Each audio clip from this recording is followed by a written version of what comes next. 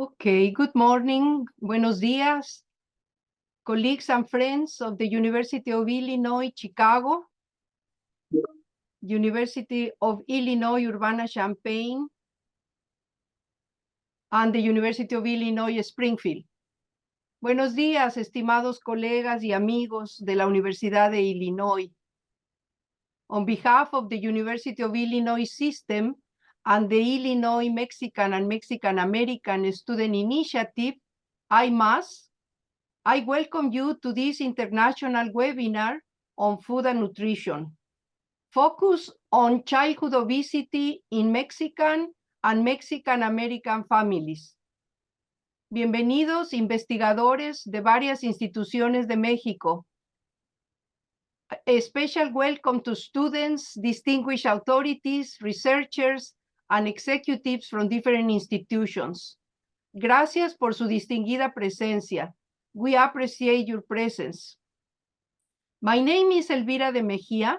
I'm a professor at the University of Illinois, Urbana-Champaign, and the director of the University of Illinois System initiative called I-MMAS. I'm humble and thankful to facilitate this critical and urgent initiative. I thank the University of Illinois System President, Dr. Timothy L. Kalin, for his leadership and enthusiasm for recognizing the need and opportunity I-MMAS presents. I-MMAS represents a culture of support, building pipelines for Mexican and Mexican American students, smoothing the path, retaining as many talented students as possible, and building a network of collaborators. I-MMAS is about partnering with our peers in Mexico. I-MMAS will enhance ongoing efforts by the system's 3 universities to increase Mexican and Mexican American recruitment and expand their educational opportunities. I-MMAS organized this symposium on childhood obesity in Mexican and Mexican American families in collaboration with the Instituto Nacional de Ciencias Médicas y Nutrición, Salvador Subirán, and the University of Illinois, Chicago. This webinar will highlight cutting-edge research, including multidisciplinary aspects of obesity, and discuss prevention and treatment strategies from a comprehensive perspective. We have the extraordinary participation of 12 experts on different aspects in the field of obesity, including the president of the World Obesity Federation. Among the participating institutions are the Instituto Nacional de Ciencias Médicas y Nutrición Salvador Subirán, the College of Applied Health Sciences, University of Illinois, Chicago, the Instituto Nacional de Salud Pública en México, the Instituto Nacional de Medicina Genómica, Departamento de Química UNAM, the Personalized Nutrition Initiative at UIUC, the University of Illinois Extension, el Hospital General de México, the Department of Kinesiology and Nutrition, University of Illinois, Chicago, the College of Medicine, Department of Biochemistry, Universidad Autónoma de Nuevo León, México, the College of Natural Sciences, Universidad Autónoma de Querétaro, México. I appreciate your willingness to share your knowledge and work together for the well-being of children. Up to this morning, we were close to 1,700 registered participants. This is such an important topic. A few days ago, the Global Obesity Coalition, consisting of the United Nations Children Fund, World Health Organization, and the World Obesity Federation, hosted the Obesity and Youth, Young People Catalyzing Change webinar to unlock conversions around how obesity affects the lives of young people around the world and the concrete change young people are both leading and demanding. We thank all authorities and representatives of different institutions for their presence and remarks, especially Dr. Pradeep Khanna, Associate Vice President for Corporate and International Relations of the University of Illinois System, Doctora Marta Kaufer-Horwitz, Director of Nutrition, and the General Director, Dr. José Cifuentes Osornio, both from the Instituto Nacional de Ciencias Médicas y Nutrición Salvador Subirán, Mexico, that will give welcome remarks in a few minutes.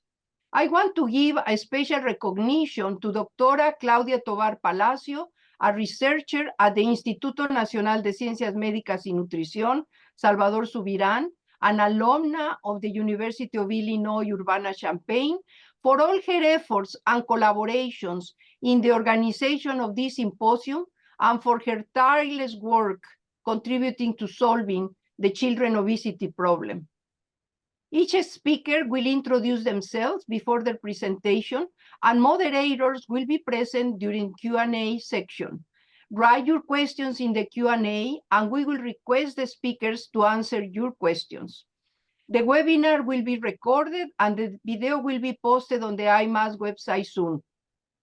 Thanks to personnel from the UI System President's Office, Nancy Salinas, Chelsea Moore, Regina Harrington, and Eric Olson for their behind-the-scenes work, and Mr. Aldo Mora from UNAM Chicago for live stream on Facebook.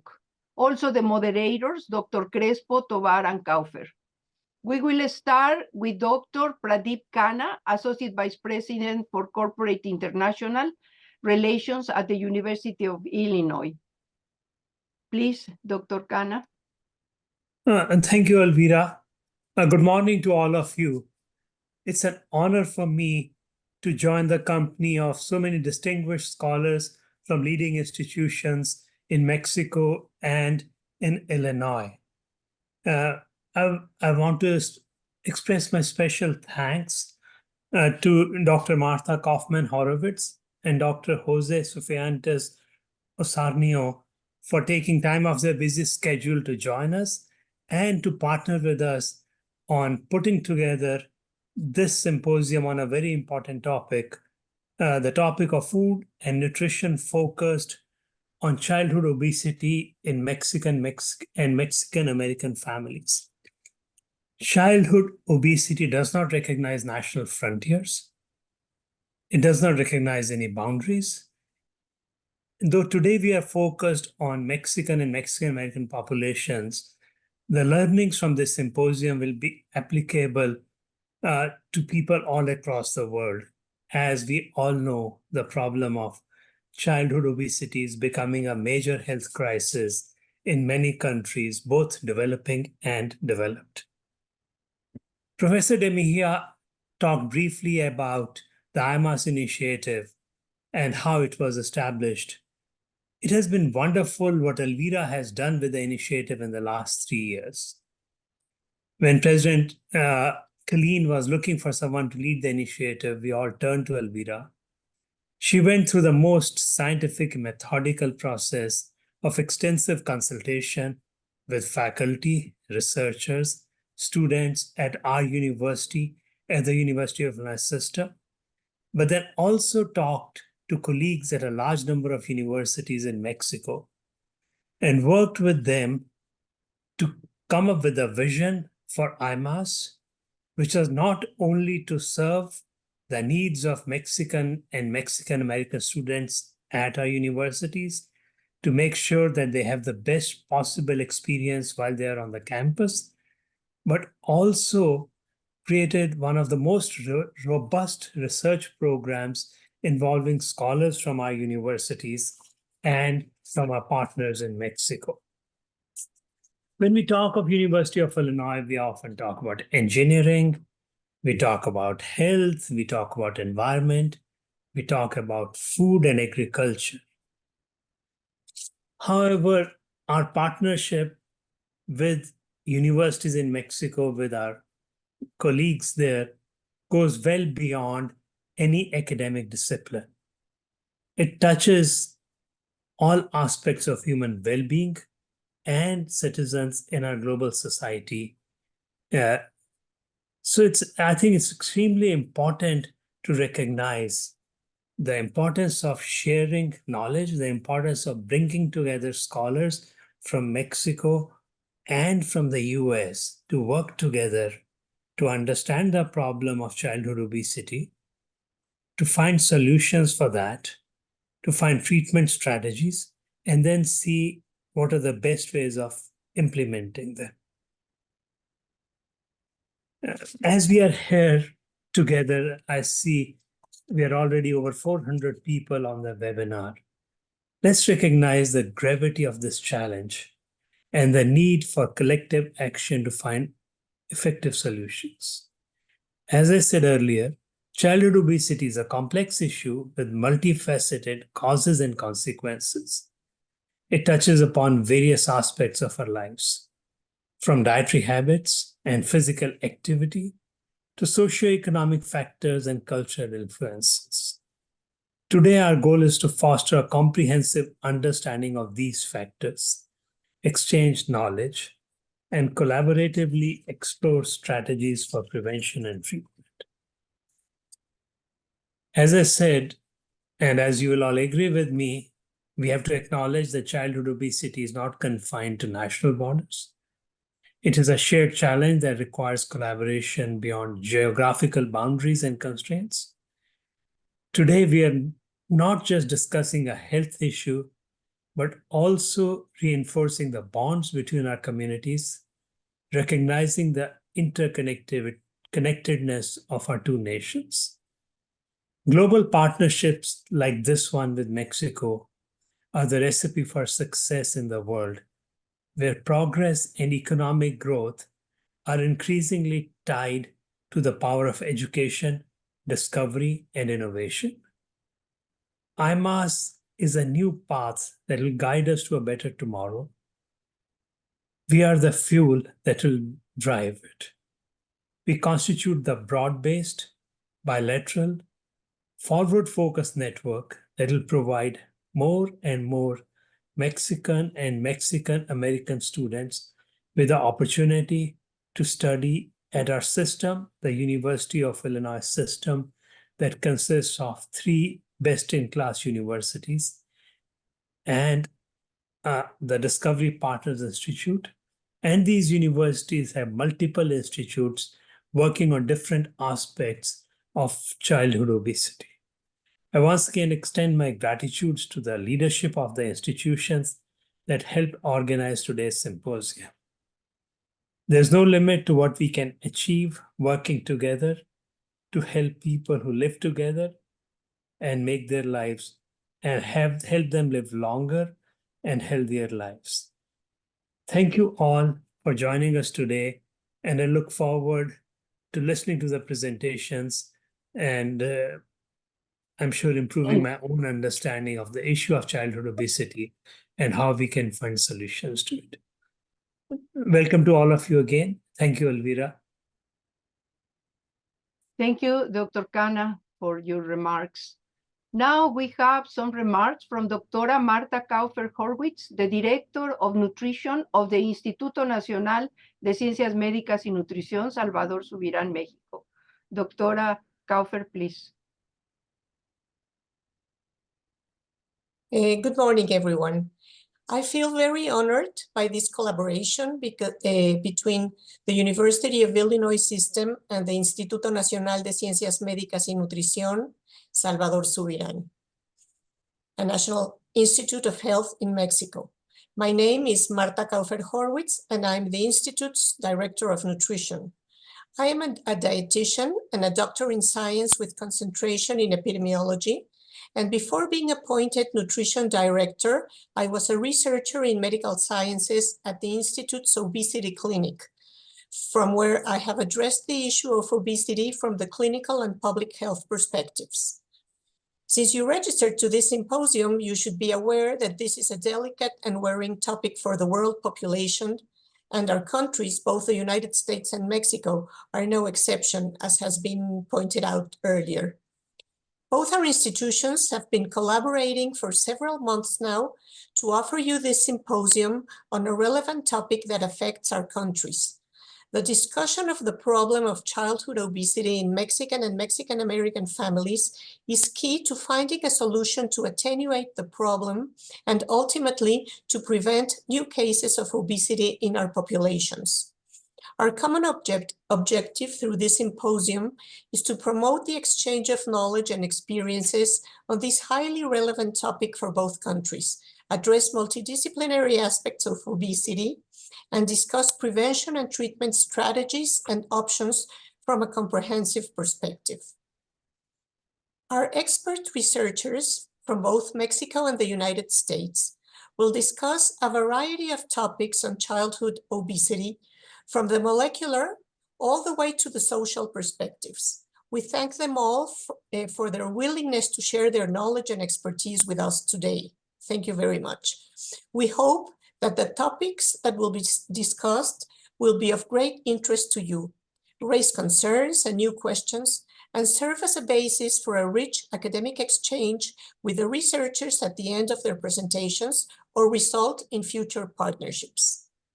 We hope that this will be the first of many collaborations between our institution and the University of Illinois system, both in academic events such as this one and in research projects where we can identify common areas of interest that solve relevant problems in both our countries. I would like to thank Dr. Elvira de Mejia and Dr. Carlos Juan Crespo for inviting our institute to co-host this symposium. It has been a real pleasure working with you all along. I also want to recognize the hard work of Dr. Claudia Tovar Palacio for being the motor of this partnership. And I would now like to introduce Dr. José Cifuentes Osornio, General Director of the Instituto Nacional de Ciencias Médicas y Nutrición Salvador Subirán in Mexico, who has given us all his support to make this collaboration possible and who would like to convey a welcome message. Thank you very much for this opportunity. I wish all of you a challenging and productive morning. Thank you very much.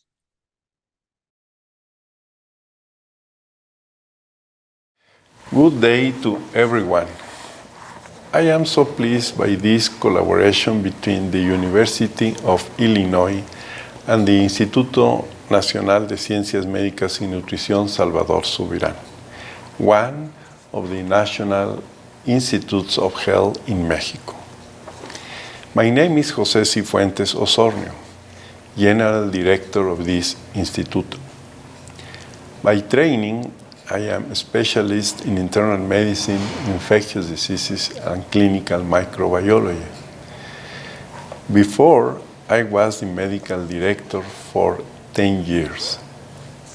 The activities of this institution have been oriented to medical service, to biomedical and clinical research, postgraduate education, and the study of some problems related to nutrition in the general population. Both our institutions have been collaborating for several months now to offer you this important symposium on a relevant topic that affects both countries, related to obesity in childhood, in Mexican and Mexican-American families. The objective of this initiative is to promote the exchange of knowledge and experience on this topic of great interest for the population of both countries, to analyze multidisciplinary aspects of obesity and discuss prevention and treatment strategies. Our experts in clinical and biomedical research from Mexico and the United States will discuss several aspects on childhood obesity from the molecular to the social perspectives. We thank all of them how integrate this very important initiative to provide new knowledge and expertise to us this day. I hope that this will be the initiation of a strong collaboration between our institution and the University of Illinois, both in research projects and in academic events, and eventually to identify areas of major interest to solve some of the problems in people from both countries. Thank you very much. I hope this event be an excellent opportunity to see new venues to develop different projects and programs in the future. So our next speaker is Dr. Carlos Crespo. Dr. Carlos Crespo is the Dean of the College of Applied Health Sciences, Professor of Kinesiology and Nutrition, College of Applied Health Sciences, University of Illinois, Chicago. Dr. Crespo is one of the organizers of this webinar, and we thank him for his leadership. Dr. Crespo, please. Thank you. Can you hear me okay? Yes. All right, good. Good morning. Buenos dias, everybody. It's an honor for me to be invited and take part in this symposium. It's allowed me to build in some of my prior work and to share with you some primarily data, given that I just want to provide the background and some prevalence on obesity, physical activity, and then we'll have some time for questions and answer. So I'll talk about backgrounds, and then we'll do obesity and physical activity. But it's important that we get an idea of what we're talking about. We are going to use the term obesity as the 95th percentile for height and weight. Some of you might be familiar with the growth charts. So a lot of the data I'm going to report to you today is coming from the National Center for Health Statistics, place I used to work. The term obesity refers to children that are at the 95th percentile. Overweight, it's a new term, it refers to the 85th percentile. I think most of the data I have is about obesity. So it is a statistical definition of obesity. For adults, for many years, we had a statistical definition of obesity, and then we finally came up with the definition that is actually related to morbidity and mortality. For children, on the other hand, what we have is a statistical definition. Just keep that in mind. We do know that childhood obesity is been increasing, is highly prevalent in the United States. It has double or triple in many cases, and that this prevalence is actually higher among minority populations and population of low income. It is not a unique problem for the United States. Obesity is growing in every country around the globe. I don't think there's been a country that has not seen an increase in obesity from one year to the next. And that's alarming. We, the United States, have one of the highest rates of obesity in the world. Now, I want to talk about, we're going to talk about Mexican-American children. If you follow the demographic of the United States, the Hispanic groups, Mexican-Americans are by far the largest Hispanic subgroup. It's about 2/3 of all Hispanics are Mexican-American.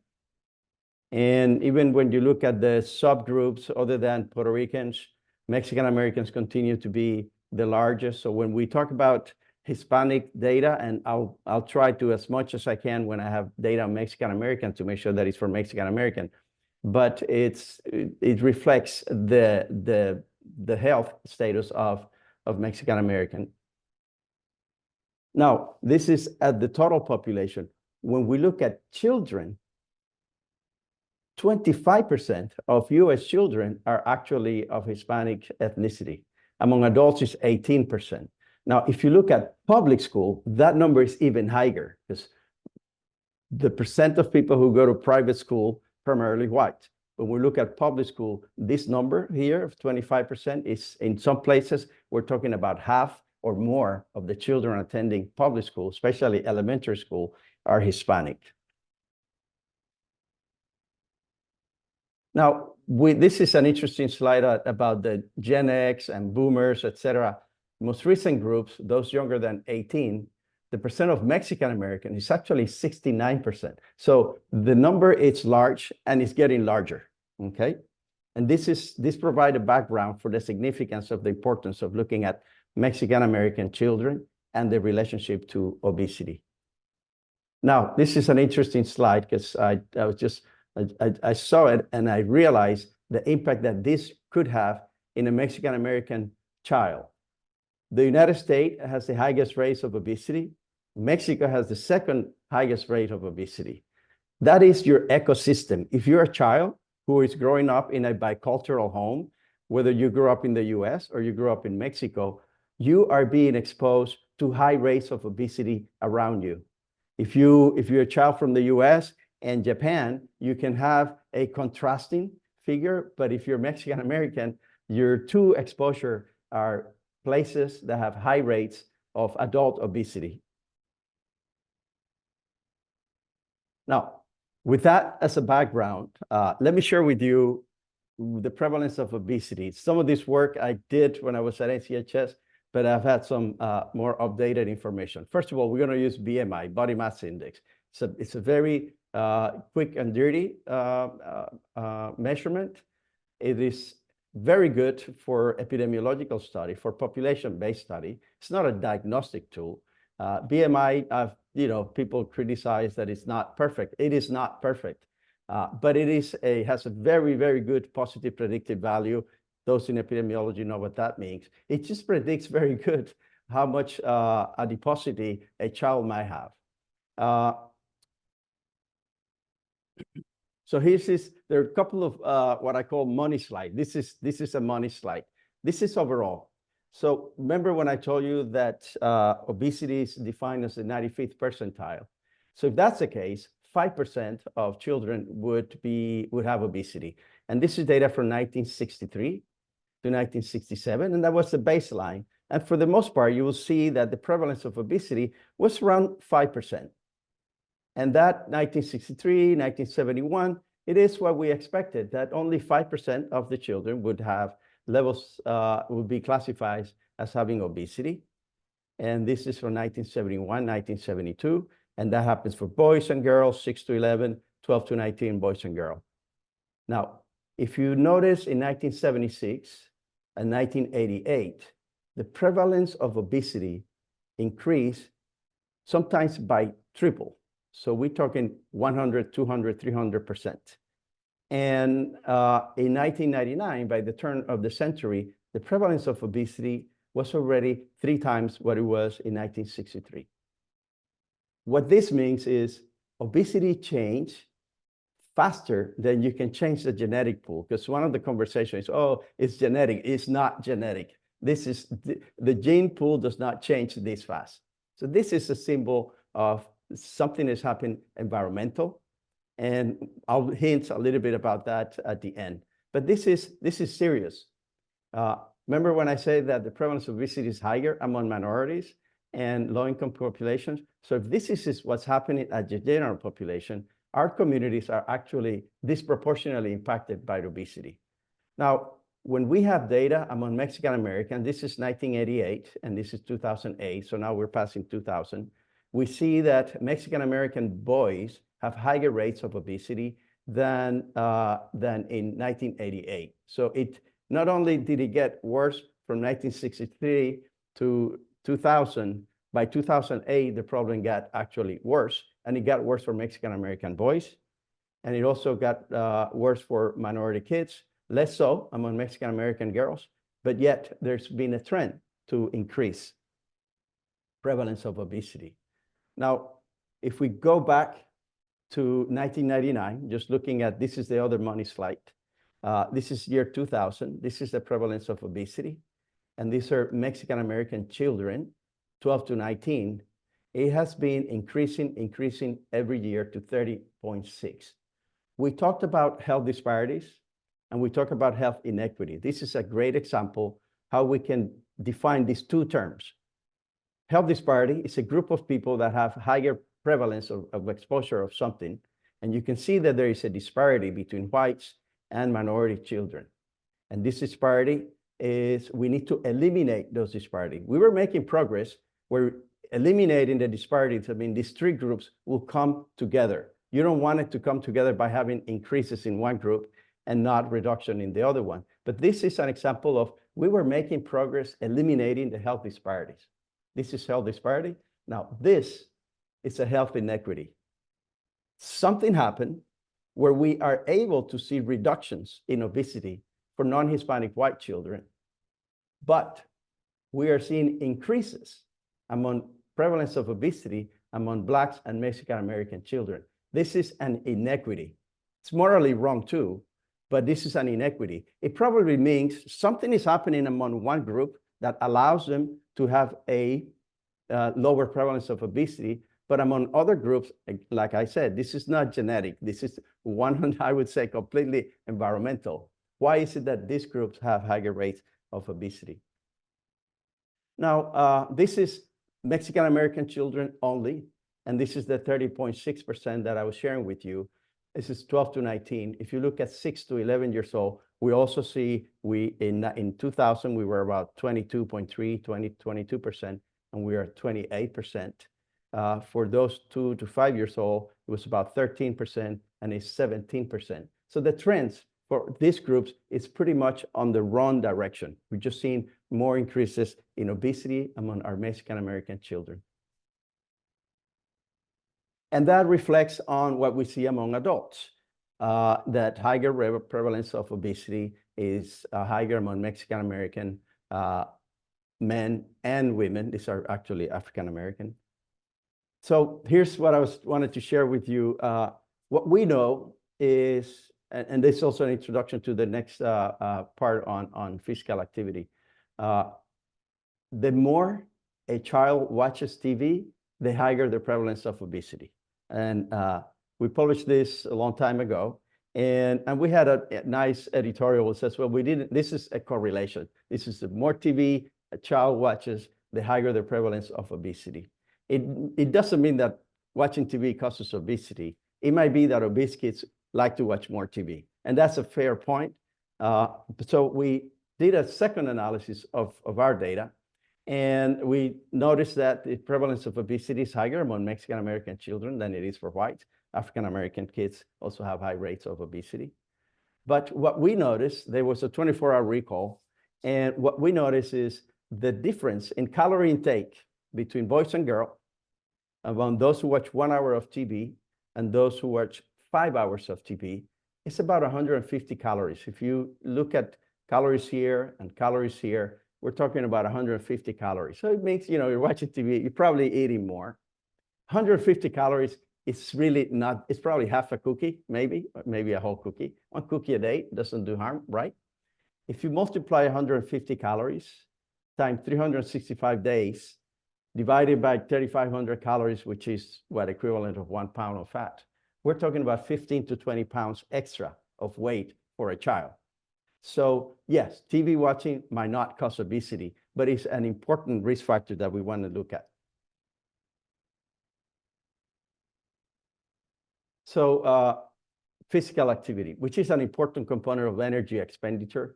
It's very good at preventing, perhaps, weight gain. It's not the cure-all for losing weight, but it is an important component.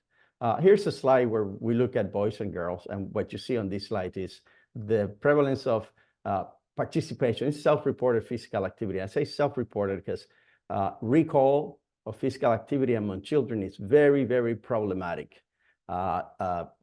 Children who are not overweight are more likely to forget physical activities, whereas children who are overweight, they remember physical activities and they are more likely to report physical activities. But in any case, this is a potential measurement error that affects everybody equally. What we see is that boys are more likely to engage in more physical activity as they get older, whereas women or girls, actually, prevalence of participation in physical activity goes down as they get older. In this case, what I'm showing with you is trying to stay away from asking kids how much physical activity they do, but looking at the percent of students in each grade that actually participate in physical education classes. And as they get older, the percent of kids who participate in physical education goes down. It affects disproportionately Hispanic kids more than other kids. And that might reflect the fact that the schools that require PE are actually lower among Hispanic schools or kids that attend highly prevalent Hispanic schools than kids who attend highly demographic of white students. We're almost done. So in this case, this is an interesting slide because what we're looking at here is using accelerometry data. So this is not self-reported data. And what this is from NHANES. And what we found is that it confirmed the fact that as boys and girls get older, their levels of physical activity go down. We do notice that among Mexican-American boys and girls, they're actually more active. And that might be because they might take public transportation, they might do occupational work that is not reflected on the other groups. And why is that important? These are, theoretical perspective of three types of people: those who are sedentary, those who are active, and those who do not participate in leisure time physical activity. So I'm going to talk a little bit about people who do not participate in leisure time physical activity. And these are my two last slides. We do know that the percent of people who do not participate, this is no leisure time physical activity, is higher among Mexican American than it is for whites and for African Americans. And what is really striking, and I'll just leave you with this note, this is the prevalence of physical inactivity. This is not good. Among 20 to 29 Mexican American, these are Hispanic, but these are Mexican American men. This prevalence is higher than the prevalence of non-Hispanic white, 70 to 79. I'll repeat, let me show you this.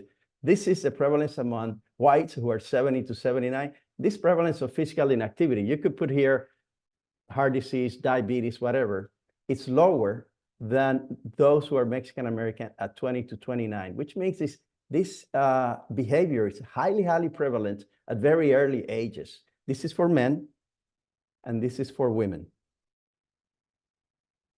This is the prevalence of physical inactivity among Mexican American women. It's higher than it is for 70 to 79. This is what I also call an inequity. Everything being equal, the prevalence should have been the same for these three groups. All right, that's my last slide. Obesity has increased, double or triple in many groups.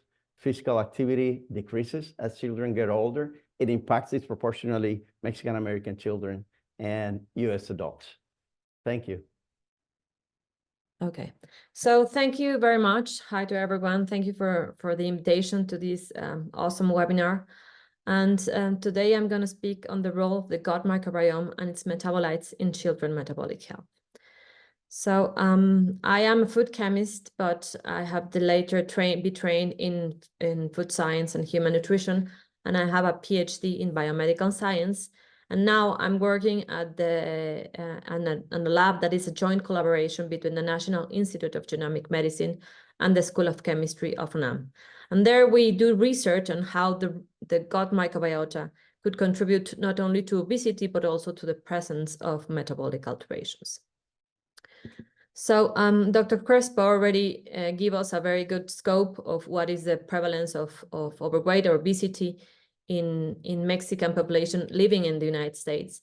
And of course, this is not very different from what we actually see in Mexico. As you can see here, the last National Health and Nutrition Survey showed that 37% of school-age children were either overweight or obese.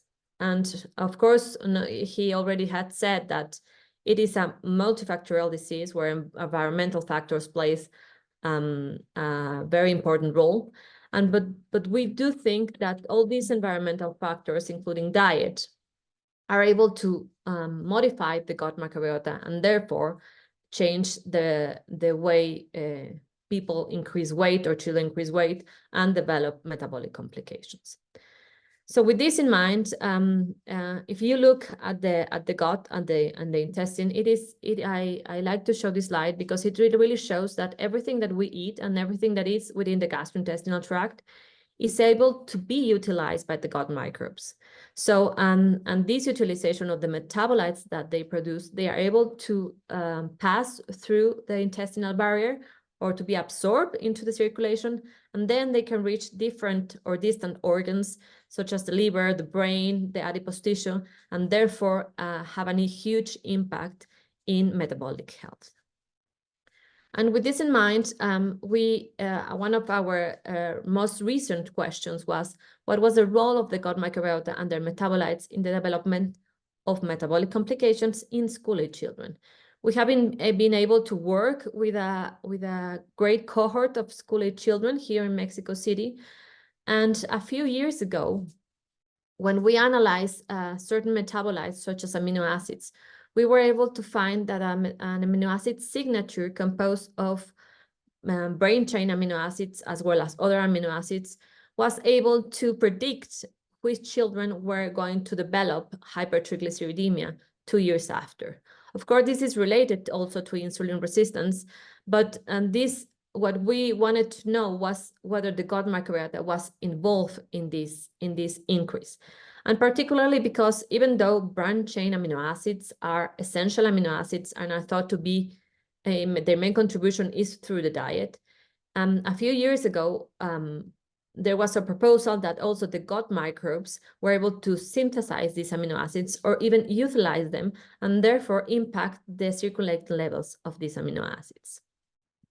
So in one of our works, we actually wanted to see whether the bacteria that were living in the gut were able to produce them or not. So we searched for the genes that were encoding these metabolic pathways, and we did correlations with the circulating levels of these amino acids. And as you can see here, we found no particular correlation with the genes that encode the biosynthesis of these amino acids. But we observed, and this is a heat map that actually showed the correlation estimates, we see a nice negative correlations between circulating levels of amino acids and the abundance of genes that encode for transport or inward transport of these amino acids.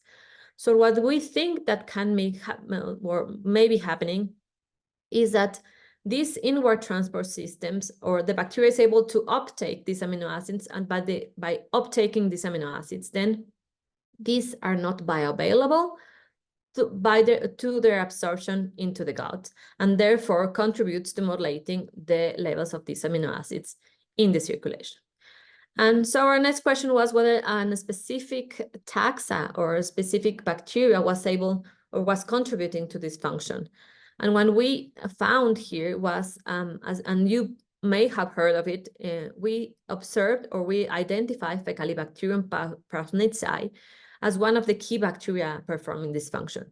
As you can see here, we did correlation between the abundance of these bacteria and not only branched chain amino acids, but also a marker of insulin resistance. And we observed a negative correlation between levels of these amino acids, abundance of these bacteria, and the levels of branched chain amino acids and insulin resistance.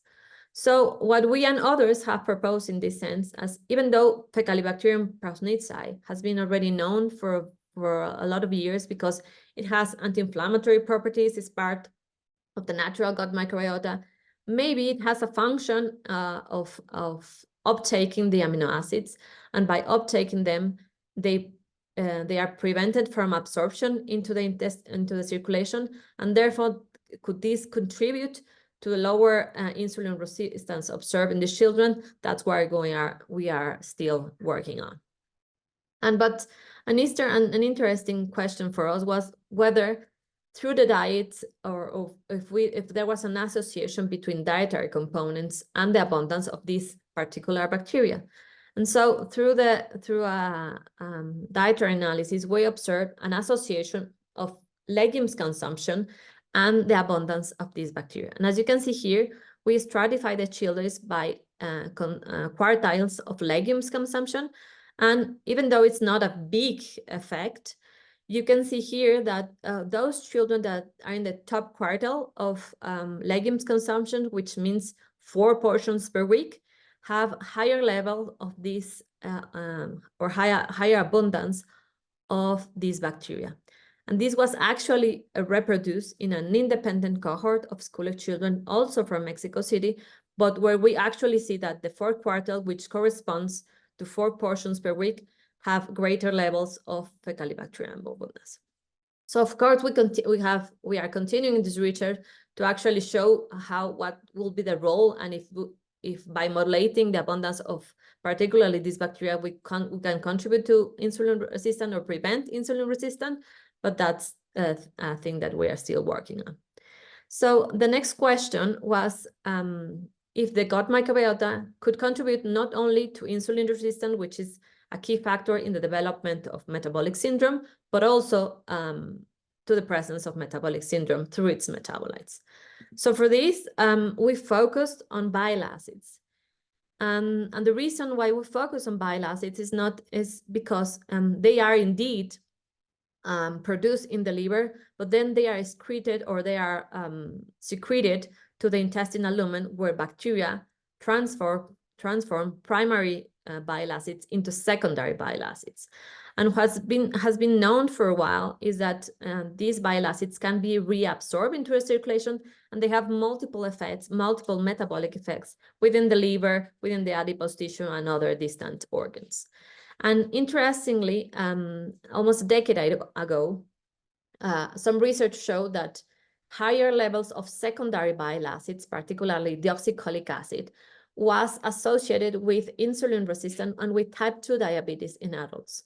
So for this, we did this comparison analysis with children with and without metabolic syndrome, and we searched for bile acids that were different among these children and whether the microbiota was related to this difference. So I'm going to show very quick our results here. And here you will have a discriminant analysis where the deoxycholic acid is the main metabolite that discriminates between children with metabolic syndrome and without metabolic syndrome. And particularly deoxycholic acid is increased in those children with metabolic syndrome. And as you can see here in the heat map, this deoxycholic acid correlates with HOMA as a marker of insulin resistance, but also with other markers such as the triglyceride to HDL ratio. So this goes well with the literature that shows that the production of this type of bile acids or the presence of this bile acid could be associated with a metabolic dysregulation, but then we wanted to search for interactions with the gut microbiota. So we were expecting to find positive correlations to search for bacteria that could be responsible for producing these secondary bile acids. And instead, what we found, and this is a heat map showing correlations between circulating bile acids and the abundance of different bacteria. And unfortunately, we didn't find any positive correlations. And instead, we find negative correlations with bacteria that had been reported to be beneficial bacteria, such as Bifidobacterium or Akkermansia, or even Fecalibacterium, which I showed you before. It is an anti-inflammatory bacteria and probably it's able to internalize those parenchymal amino acids and prevent them to be absorbed in the circulation. So what we see here is that the perspective is not that easy, and there is an interaction between bile acid and gut bacteria where we think that the bile acid dysregulation that is a result of insulin resistance could actually be contributing to the gut microbial dysbiosis, the alterations in the gut microbiota composition that occurs in these children with metabolic syndrome. And with that, I want to finish just with the take-home messages that I think that are important. Fecalibacterium prausnitzii could help in the modulation of circulating branch chain amino acids, and in this way to insulin resistance. Of course, we need a lot more studies to prove that probably dietary intervention could be a potential strategy to modulate Fecalibacterium prausnitzii abundance and well as their diversity, and that insulin resistance can contribute to bile acid dysregulations, and the latter may influence gut bacterial dysbiosis. And with that, I want to thank to all the members of population genomic units, and that this is the joint lab between the School of Chemistry and National Institute of Genomic Medicine, that without them, this work would really not be possible. So, good morning. I am Claudia Tovar Palacio, and I am a medical researcher at Instituto Nacional de Ciencias Médicas y Nutrición, Salvador Subirán. I earned my PhD at the University of Illinois, where I developed my passion for nutritional science and its impact on metabolic health. My research is focused on metabolic disorders, particularly the interest between obesity and diabetes. I am studying how diet and natural substances can influence these metabolic conditions. Recently, I initiated a study to understand the complex relationship between childhood eating habits and the onset of obesity and diabetes. So, let's talk about obesity. Obesity is defined based on the body mass index. For adults, a BMI over 30 kilograms per square meter is considered to be obesity. So, obesity is a widespread issue in many parts of the world. In fact, the number of people with obesity globally has now surpassed the number of those who are malnourished. This map shows the global prevalence of adult obesity as defined by the value I mentioned. We can observe that the values are quite high in Latin America. This is just a brand new map. And remember, we are just talking about obesity here. If we include overweight, the numbers would be even higher. Specifically, we are looking over rates between 20 to 30%. So, our symposium focused on the widespread issue of obesity among children and teens, a challenge that extends beyond the adult population. We determine obesity from an epidemiological standpoint, child obesity, using the BMI, which is adapted for each age and sex to reflect the changes in BMI that undergo during growth. A recent study by Lister and colleagues highlights the significant occurrence of these conditions in boys in Latin America. For girls, the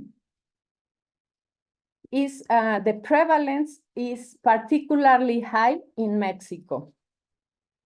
According to the World Obesity Federation in Mexico, 44.5% of boys are living with overweight or obesity, and 41.4% of girls. This map illustrates the global body mass index change from 1985 to 2019. The color coding shows an increase in BMI. This trend is escalating. BMI is observable across various nations. In boys in Latin America, as you can see here, and in Mexico, it is particularly high in women. So far, I have referred only to overweight and obesity in general. But I believe that we must increasingly consider severe obesity.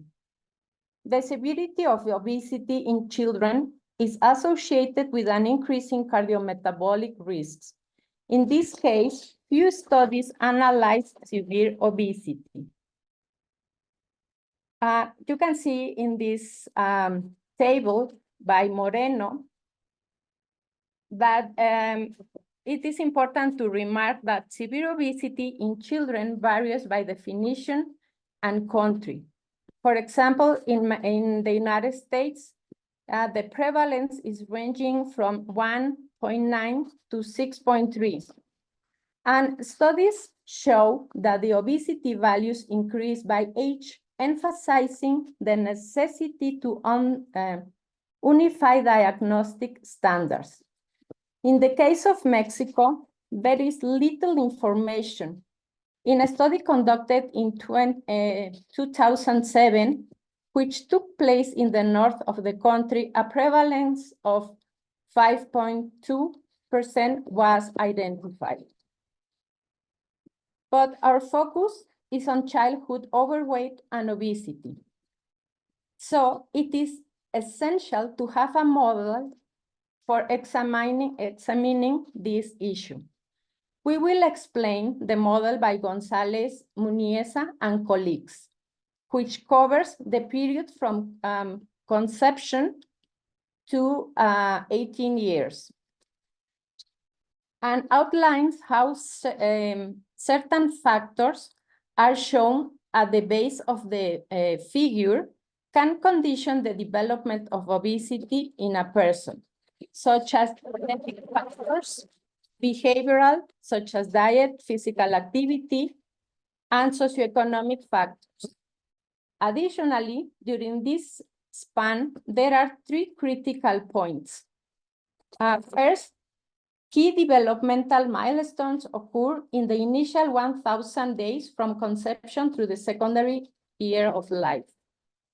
Second critical period is around 5 years, all when the adipocyte rebound occurs. It can lead to an excessive when the adipocyte rebound occurs prematurely, it can lead to an excessive accumulation of body fat. Subsequently, the third critical period is during puberty or adolescence. In this period, risk factors are identified. And several of these are shown here, like high maternal BMI, early adipocyte rebound, and so on. So, in our approach to studying children's health and growth, it's crucial to expand our focus beyond just the first 1,000 days after birth. We must adopt a comprehensive strategy covering the entire span of the first 8,000 days of child's life.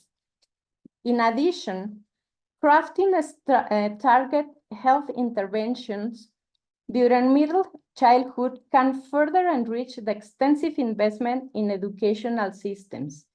Tailoring educational programs to address health can significantly enhance the well-being of children. Over the past 15 years, neuroscience evidence suggests that the critical phase of brain development occurs beyond the first 1,000 days, and in some cases, longer after. By age 6, here, the brain has reached approximately 95% of its adult volume, but the size is not everything. Rather, the connections within the brain are growing importance through middle childhood or adolescence. By development during infancy and early childhood is marked by the development of primary cognitive and emotional abilities. With the onset of hormonal changes of puberty in middle childhood, a new phase of brain development commences in which the individual's interactions with the social, cultural, and educational environment shapes the process of myelinization and synaptic pruning of centers involved in emotional processing and higher executive functioning. Brain development during these years primarily focus on acquiring higher level cognitive, emotional, and social skills essential for functioning in complex systems, and most importantly, creating habits. So, obesity is a chronic disease with complex contributing factors. Childhood obesity results from a multifactorial set of socioecological, environmental and genetic influences that act on children and families. So I will focus on studies that analyze these factors in Mexican children's middle childhood around 5 to 11 years. So let's start with environmental factors. The rise in obesity is linked to the availability of high-calorie foods, large portions, increased consumption of sugary drinks, and a sedentary lifestyle. In a study based on the ENSANUT survey conducted by Shama Levy on 1,581 school-age children, it was found that children consume more added sugars than the 10% recommended by the WHO.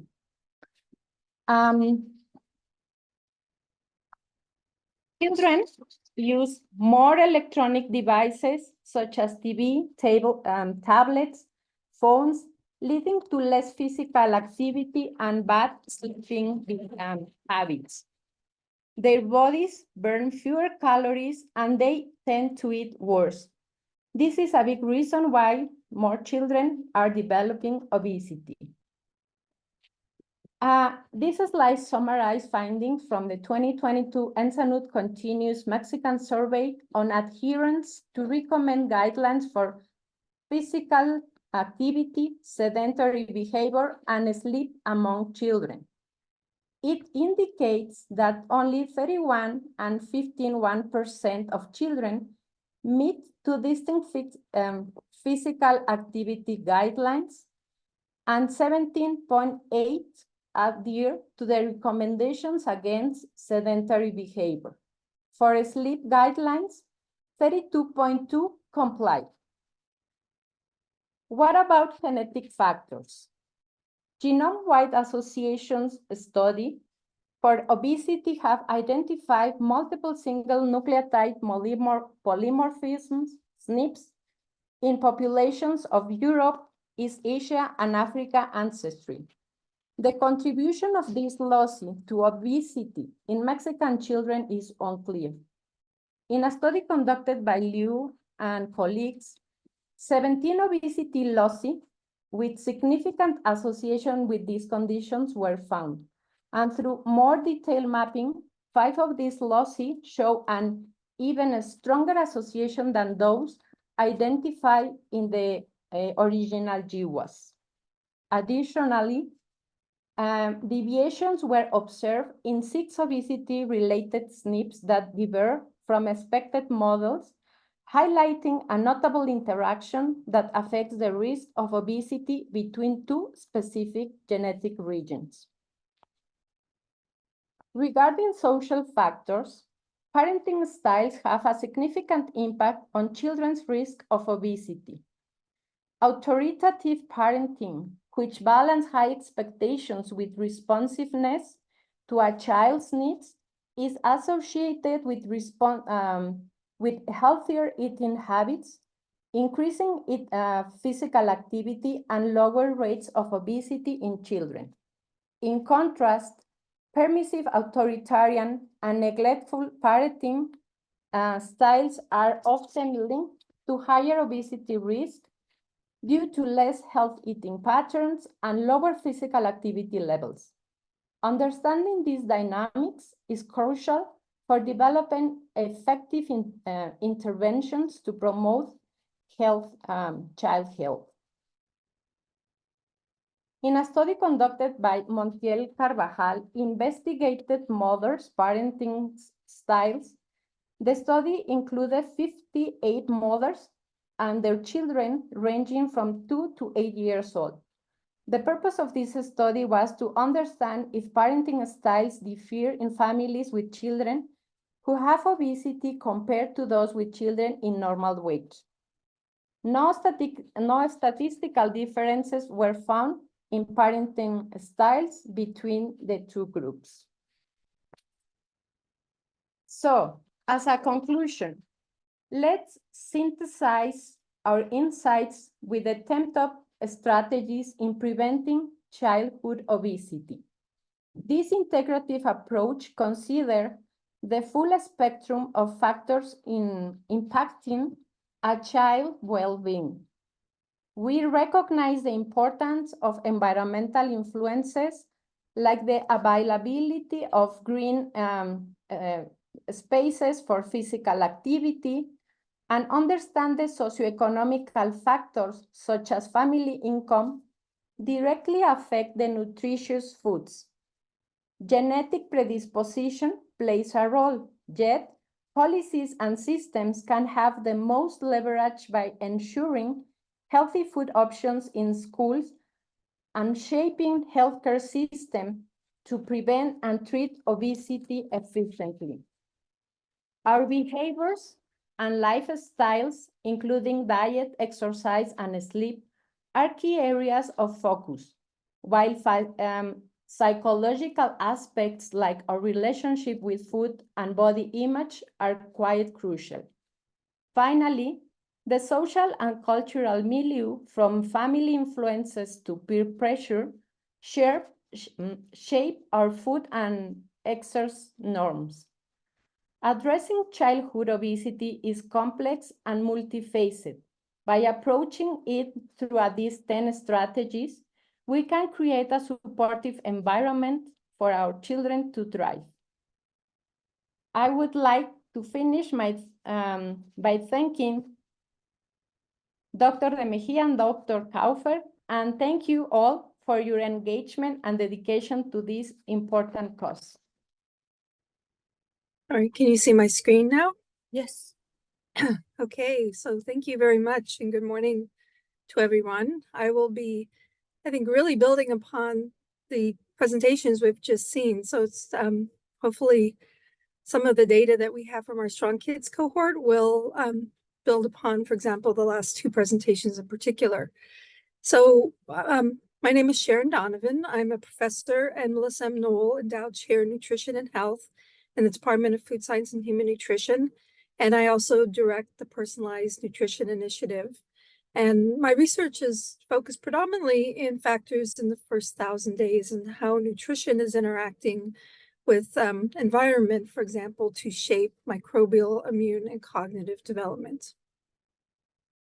So why think about the first 1,000 days? Again, we've all are familiar with the DOHAD hypothesis that suggests that this is a very critical time for programming long-term health, and for the sake of this presentation, focusing on growth, metabolic regulation, and obesity risk. And many studies have shown that this really represents a unique opportunity. But if we think about the research that's available, much of it has been done in animal models, and much of it has really focused on what's going on in pregnancy and not nearly as much in lactation and toddlerhood. And if you think about this, this represents 2/3 of the first 1,000 days. So my research focuses a lot on human milk and infant formulas and breastfeeding and lactation. And why is this important? I think this is a wonderful quote from Cesar Victoria, who states that human milk is not only a perfectly adapted nutritional supply for the infant, but probably the most specific personalized medicine. And we know that nutrition is important, but human milk contains many bioactive components and non-nutritional components, such as human milk oligosaccharides, which shape the microbiota and shape development. The other aspect is, if we can understand the timing of factors that are associated with the risk of childhood obesity within this first 1,000 days, we can then direct specific interventions targeting these different phases. And as you can see in this factor, it's very important to consider pre-pregnancy effects, as we know in many countries, including Mexico and the US, that many women of childbearing age are overweight or obese, and as that is putting them at higher risk for things like gestational diabetes and excessive weight gain, and increasing their child's risk of obesity. So I'm gonna see if I can, I don't know, I'm trying to hide that thing at the top. So I think as Claudia was just talking about this idea that we really need to think about very holistically about the risk factors for obesity. And this is a socio-ecological model put forth by the Centers for Disease Control. And you can see that it starts with the individual, works with family and peers, childcare and school, community, built environment, society, and ultimately public policy. And this was published in 2022. Back in 2011, we published what we call the 6 C's model for our strong kids. And it's called 6 C's because every part of the model begins with C, but you can see that it mimics very closely this idea of going from the cell or the internal biological factors to child, plant, community, and country. So if we dig a little bit deeper, we see some of the factors that we're studying within the 6 C's model. So for the cell, we're looking at SNPs. We're also now looking at epigenetics and microbiome. A lot of the work in child is focused on their dietary intake, self-regulation, physical health. When we look at the clan, again, this is looking at how the family is functioning in terms of diet, feeding practices, physical and mental health, and household organization. Then the community, we're looking at child care usage and economic strain on the family. Country could be related to WIC and SNAP and media, and then society, predominantly cultural norms. So again, this is a very simplistic relationship as we look at these interactions for childhood obesity. And again, a very simple model would be that dietary intake is associated with childhood obesity. We know from an energy balance perspective, obviously, that energy expenditure is also influencing the risk of obesity and overweight and obesity. We're also very interested in, we have members of our research team looking at behavior, which could be affecting temperament, eating, and executive regulation or executive function. Because of Dr. Turan Garcia being on our team and others, we're also interested in, well, sorry, this is more my area. So we're looking at the microbiome. We can see how dietary intake influences the microbiome, and the microbiome is associated with childhood obesity, as you heard in a previous talk. We're also, again, with work with Dr. Turan Garcia, looking at genetic regulation or genetic variation through these SNPs. And then lastly, we're also in collaboration with Dr. Pan looking at epigenetic variation and how that could be associated. So, but remember, all of this is then also encapsulated in the environment in which this child lives. So I'm going to talk to you about our Strong Kids cohort, Strong Kids 2, and this stands for the Synergistic Theory and Research on Nutrition and Growth. This is a longitudinal cohort that we've been, we started with 450 mother-infant dyads, and our first measurement was at the child's 1 week of age, and we've been following them through 7 years. And we just received a new NIH grant that started March 1st that's going to allow us to continue to follow these kids to 10 years of age. And I think what's really unique about the Strong Kids cohort is it really does integrate the individual biology, the cell factors we talked about, with the family environment, with a predominant focus on healthy eating habits and growth trajectories. So we have many time points. You can see we do a lot of sampling in the first year of life, 1 week, 6 weeks, 3 months, and then 1 month after the introduction of solids, and then 1 year, and then 18 months, and then annually thereafter.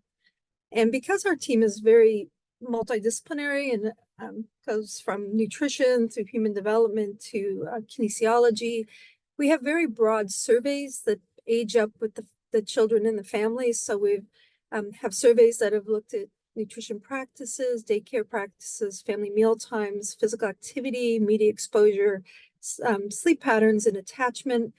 And then the survey data is coupled with biometric measures. So every one of these time points are actually home visits where we have undergraduate students who go into the home, collect length or height and weight at every time point.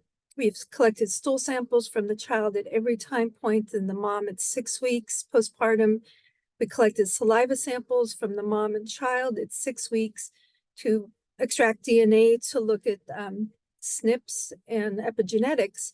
But we also collected another sample from the child at 4 years so we can look at epigenetic changes that have occurred between 6 weeks of age and 4 years of age, and then relate that to our child outcomes. If the mother was breastfeeding, we also collected a human milk sample. We also measured milk intake from using 24-hour weighing. As the children got older, we incorporated bioelectric impedance measurements again on the mom and the child. And then we also are using a veggie meter to get an assessment of carotenoid intake.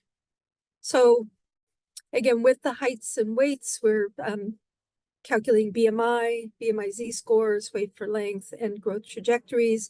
Human milk, we're measuring again intake, but also milk composition, including human milk oligosaccharides. For the saliva, extraction of DNA for genetics and epigenetics. The stool, measurement of microbiome and metabolome, and again, body composition. We have brought some of the kids to Dr. Naman Khan's lab for DEXA as part of a sub-project called Bright Kids. So we have both bioelectric impedance and DEXA, and again, the skin reflectance spectroscopy. For the sake of time, I'm just going to be focusing on growth trajectories and microbiome today. So this shows the demographics of our parent and child. Again, this represents a Illinois population, but also centered around the University of Illinois. So you can see that our mothers are quite educated. About 73% have college or postgraduates, around 31 years of age, but our range was actually 18 to 42 years of age. You can see we have about only 4.1% of the cohort of our 450 families are, the moms were Hispanic Latino. So unfortunately, we don't have a huge representation of Hispanic Latino families in our community. What's interesting though, even though these mothers were quite well educated, we found that pre-pregnancy, less than 50% of them were actually of a normal weight, and 50% were either overweight or obese. So we know that those are risk factors for childhood obesity. For the children, we see they were exactly 50% male and female, around 40 weeks gestation, around 25.5% of our babies were born by C-section, which we know can influence microbiome and other health outcomes. And we see fairly high breastfeeding rates. So at 1 week, 70.5% were exclusively breastfeeding and 21.6% were getting combined, so both breast milk and infant formula. This shows the pattern of infant feeding over the first year of life. So you can see what I just showed you in terms of only less than 9% of our babies start as exclusive formula feeding. But then over time, we start to see that more babies are moving into that category, and we see a drop in exclusive breastfeeding after 3 months. But even at 12 months, almost 50% of our babies were still getting exclusively breast milk. And then by a year, about 14% were already introduced to cow's milk. So while I said exclusive breastfeeding, that we do see introduction of complementary foods on average around 5.5 months of age. So this is actually recent data that we're working on and we'll hopefully be publishing soon, where we looked at using BMI Z-scores. We're also doing this for weight for length Z-scores. This is based on WHO, but as in response to an earlier question, we're actually also mapping based on CDC scores, and we're actually looking at what's recommended in a clinical setting in which children are mapped using the WHO growth curves until age 2, and then they get moved to the CDC growth curves. And because these are generated from different data sets, there's not a smooth transition. So in the ultimate publication, we'll have our strong kids mapped on WHO, CDC, and the sort of transitional, and looking at both BMI Z-score and weight for length Z-score. So basically, you can see different patterns too that we're calling low because they're below the score of 0, so below the 50th percentile. This group in the gray, you can see, has a very sharp increase in weight gain between 3 months and 12 months of age in particular, whereas the low stable stays much more. Their increase only goes to 0 Z-score. Then there's 2 other groups that start above 0. This group we're calling high stable, and then this group again is high increased. And so we're really looking at these 2 patterns. So if you look here on the right, the groups that are increasing in particular, and if you see the green, these are the kids who at 5 years of age, this is what their weight status is. So in these, the blue group, the high increase, you can see that almost 50% of them are actually in the obese category. And the majority are overweight. We only have only around 22% who are in a healthy weight. And you can see this too, even though this group started low, because of this higher weight gain, our rate of weight gain during this critical time, we are seeing more kids in the overweight and obese categories. So we started looking at what are some of the factors that might be influencing this. And so I'm going to show you some of our microbiome data. So because we had 10 samples, so this is just through 5 years of age, but we had up to 10 samples for each child over this period of time. And so this is what's called a principal coordinates analysis. So if you start up here, you see these in the brown are each dot is a different infant. You can see 1 week of age, 6 weeks of age, 3 months of age. The blue is introduction of solids, 1 year. And then they're at this point at 2, 3, 4, 5, they're sort of getting closer to the mom, and the moms are shown here. And so this shows a very nice transition of the microbiome composition from 1 week of age to 5 years of age. And again, statistically, by 4 and 5 years of age, they were not different from the mom, but they still were at 2 and 3. So in the literature, a lot of papers will say children have an adult microbiome by about 2 years of age, but we're actually seeing that it's taking a little bit longer, and other papers support that as well. So this was another way that we looked at how this transitioning of the microbiome. So this is called a DMM modeling, and Christopher Stewart had a very nice paper back in 2018, which took this approach. And so what you see, these are the postnatal ages at the bottom. And basically you are able to divide them into 3 different sort of phases of progression. So these are the earlier, the phase 1 is the developmental phase, to transitional phase, phase 2, and then the more stable phase. So as I mentioned, around 3 to 4 years of age, they're moving into a stable phase. And then we looked at, well, what were the top 3 genera that were driving membership in each of these DMM clusters. So you can see these early time points, bifidobacteria is actually not as that predominant in the very young infants. And then you can start to see that Streptococcus and Escherichia shigella start to go away. You start to see bifidobacterium be more predominant, but also Blaudia faecalibacterium as well.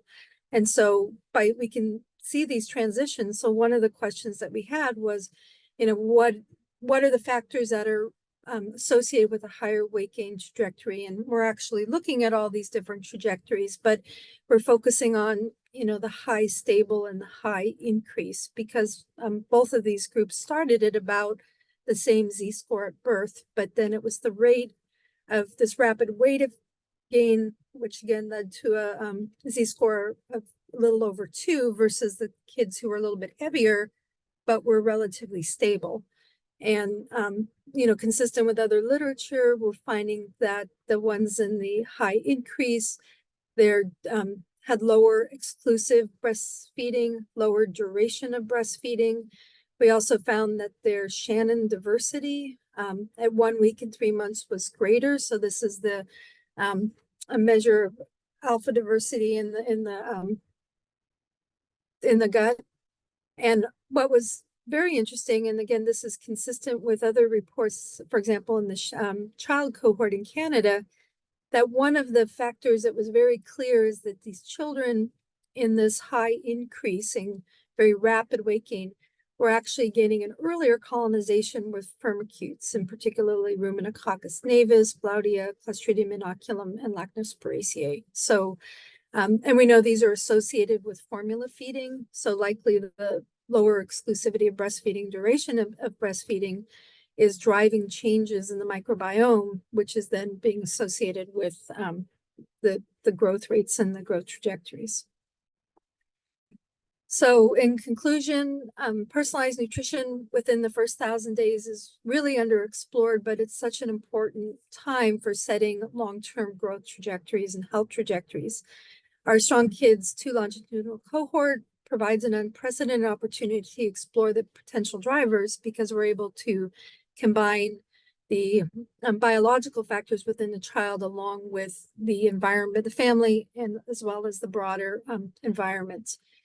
Again, breastfeeding practices and microbiome diversity and composition influence trajectories, and we believe human milk components are driving some of the microbiome differences. My lab studies the human milk oligosaccharides, so we have HMO composition of all the mother's milk, and we're investigating that.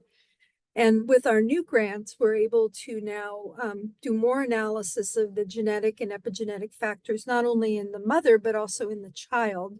And then ideally, the final aim of the grant is to start to really apply the personalized nutrition approach, where we'll take all these multi-omic samples, so microbiome, epigenetics, and genetics, and use machine learning to hopefully help us to identify predictors of growth in early life and risk of childhood obesity. So this is really a large team of investigators. We have participants that have been with us now for 7 to 10 years. And so, and particularly even through COVID, it was amazing that we have so many sort of loyal participants. We've had a series of wonderful program coordinators, postdoctoral fellows, graduate students, and particularly the undergraduate students who are doing all of our home visits and interacting with the families. And so as you can see, the investigators predominantly from human development and family studies, kinesiology, community health, extension, and food science and human nutrition. And also like to thank our funding sources. The cohort has actually been funded through the Dairy Council, but we've been able to augment that base funding with grants from NIH, USDA, Gerber Foundation, and the Food and Family Program. So thank you very much, and I'll look forward to any questions during our next session. Thank you. Can you see my screen now? Yes. Excellent. Thank you very much for the opportunity to talk about our work. I'm Margarita Terán Garcia. This data we're going to be presenting, and thank you for the organizers to put this important collaboration of Mexico and the United States and Illinois system. This research that I'm presenting, the data, was supported by the National Institute of Agriculture to the Childhood Obesity Prevention Challenge area and was conducted in several regions of this country. I am Margarita Terán. I'm proud Mexican American, and I got my degree at the National Institute of Pediatrics as a pediatrician, and my other degrees at the University of Texas. And my work has been now to translate what we do in the university to practical terms as an assistant dean for integrated health disparities. I really would like to apply, and Dr. Donovan present some of the work I have been doing in genetics and environment and nutrition-related diseases to prevent childhood obesity. And some of my work is in this QR code that you can look some of my publications. What I really want to present today is how they set the stage of how the childhood obesity has been increasing year after year, has been worst over the pandemic, and how this rate has been affecting disproportionately Hispanic children. You can see these numbers are affecting more than 1 in 4 children and adults in the United States. Hispanics represent 18% of the US population. They are compared to whites in lower socioeconomic status. They have larger families. They have lower possibilities to have access to food. They have food insecurity is 18% in some of them. They have compared to 9% in white communities. Sometimes they have more insecurity to have access to places where to do exercise. Dr. Crespo was talking about the problems about exercise. And unfortunately, also the rates of Latino physicians and people doing higher education, and this is part of this collaboration that Dr. De Mejia and the institution is accessing to higher education is very, very important, is really limiting the access to healthcare systems. So what we need to do to prevent childhood obesity. This study represents a multi-site randomized controlled childhood obesity program that was culturally tailored for Mexican and Puerto Rican families. Why? Because 85% of the population of Hispanic origin are from Mexico or Puerto Rico in the United States. And we wanted to be tailoring this program for this type of families, having one child between the age of 6 to 18. We developed this program with 6 weekly sessions with nutrition education, family wellness, and physical activity. We wanted to adapt this curricula with topics across the country, and we were going from coast to coast, as I always say, from east to west and from north to south. California, Texas, Puerto Rico, Iowa, and Illinois. We wanted to adapt this curricula regionally with different cultural histories and social realities, and we were delivering this program in English and Spanish for families with mixed ethnicities and mixed culture, mixed status, and we wanted to figure out how to help these families because it was a real important need for those populations. And there are very few family-based programs with evidence of impact across the country. We have published this data about the methodology, and that is the part I wanted to emphasize, that we are presenting just partially some of the data of this information. It's in an integrated approach that has a component of extension to facilitate and train professionals how to improve their outreach to Hispanic families, has the education and recruiting students who were the next generation of professionals who have training in cultural humility, cultural sensitivity, and have been the next generation of registered dietitians and medical doctors, people who will serve the communities where they live. And many of them first generation. We have more than 300 students that were participating in this program across the country. And in the area of research, we used a socio-ecological approach, as Dr. Donovan was mentioning, and with basis of the social cognitive theory that was implementing and evaluating the impact of the intervention.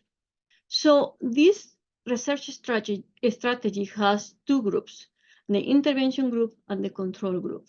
The intervention group was receiving 6 weeks of the program. Everybody was measured at the beginning. At the beginning, they were assigned randomly to the intervention or the control. It was very important to create rapport with the families. Each one of the 5 sites was assigned to 100 families to evaluate, and then measure at the week 7 and at the 6 months of the intervention. Importantly, the families were teach the nutrition lessons, 30 minutes in Spanish for the parents, 30 minutes in English for the children, 30 minutes of family wellness in Spanish for the whole family. And instead of teaching about physical activity, they were doing physical activity together. So the meetings were according to the community needs in groups of 10 to 15 families, and also according to the community needs and the preferred day of time of meeting. So it was a very important and a colossal entrepreneur activity for everybody. We were teaching according to the dietary guidelines for Americans, principles of the My Plate, how to teach about the importance of nutrition education, about family wellness, about topics that are very important for the families about the relevance of family meal times, sleep routines, avoid family conflict, but very important, according to the traditions and the rituals of the families, how to maintain those traditions. And again, we give them the basics of physical activity, but they were doing physical activity during most of the time of the participation. The family-based workshops has a very basic element of linguistic situations of saying más de lo bueno, menos de lo malo. More of the good things, less of the bad situations of watching too much TV, being isolated, sugar-sweet beverages. And the recipe has reflective listening, empowerment, compromise, cooperation, the messages that I will do the following steps in a smart, small steps, practicing small steps at a time, and encouraging them to follow through their goals, their SMART goals, that weekly SMART goals. So we teach them how to eat healthier, practice every week. They were very happy to have a participation of all the members of the family. All were invited. The parents were always selected, which is the kid that worries most for you to be participating on this program. And that was the one who was measured, and everybody were playing bingo or loteria and doing physical activity together. So this data I'm presenting here is the efficiency of the family focus and intervention, and only I'm more focused about how we were directly measuring weights and height, as Dr. Crespo mentioned, to calculate BMI percentiles for the age and sex and the families. And we were doing other data about, diet behavior, physical activity, and other child eating behaviors. What we have, in the baseline is that most of the kids were age of 10. The BMI score was already 1.1. The BMI percentile, there was no difference between the intervention and the control. That has already 84%. So it's almost all of them were overweight. And you can see here, only 45% they have normal weight. Among the mothers, they were about 48 years old, and they have the BMI was already in 32.5 BMI index. Only 12% have a normal BMI normal, and they have most of them were born outside of the country, and they have low socioeconomic status and low education level. So this is important to note as the characteristics they have. You can see here that the proportion of children that they have been affected by obesity and in children and parents is higher than the national prevalence before the pandemic.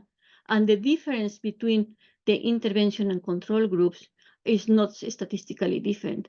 I want to mention that importantly is that those data, we have to halt our data collection and our project because the pandemic happened, and there were also issues with the hurricanes Maria and Irma in Puerto Rico. So those are limitations on reaching the 500 number that was our magic number to get in the original design. When we wanted to do this program, we also evaluate the eating behaviors, and we identified that the children who were participating in this program, after the intervention, they decreased the consumption of sugar-sweet beverages, French fries. Importantly, and there are very few programs that are family-based, increase the consumption of vegetables and decrease the fast food consumption. So we can see that out of the behaviors that we investigated, they have 3 unhealthy behaviors decrease towards the positive healthy behaviors, and they increase the consumption of vegetables. So it was a very important finding. Furthermore, we can see that in the weight status, you can see here is that the percentile 85 is overweight, 95 is obesity, and this is at baseline, the distribution of the intervention in yellow and the green in control of the BMI for boys and girls. And you can see the wide distribution we have, but you can notice that is the BMI percentile distribution of the kids that participated in the program. So this is a very high prevalence of not only obesity, but extreme levels of obesity in some of those children. By using BMI score to normalize the age difference and the range that we have, we can see that there was an impact of those children that had participated in the intervention. And that would be very simple to note and say, okay, this is a slight decrease and significant decrease in the BMI score. But what I want to mention that was more important for us and to look into this table, and I will bring it just to your attention, how we were able to reduce, and this is, I want to spend 1 more minute in this slide. This is at baseline, the distribution of the kids. And you can see that children that participated in the intervention, and they were already obese, by the end of the intervention, they were able to move from the obese category to the overweight category, or from the overweight category to the normal weight category.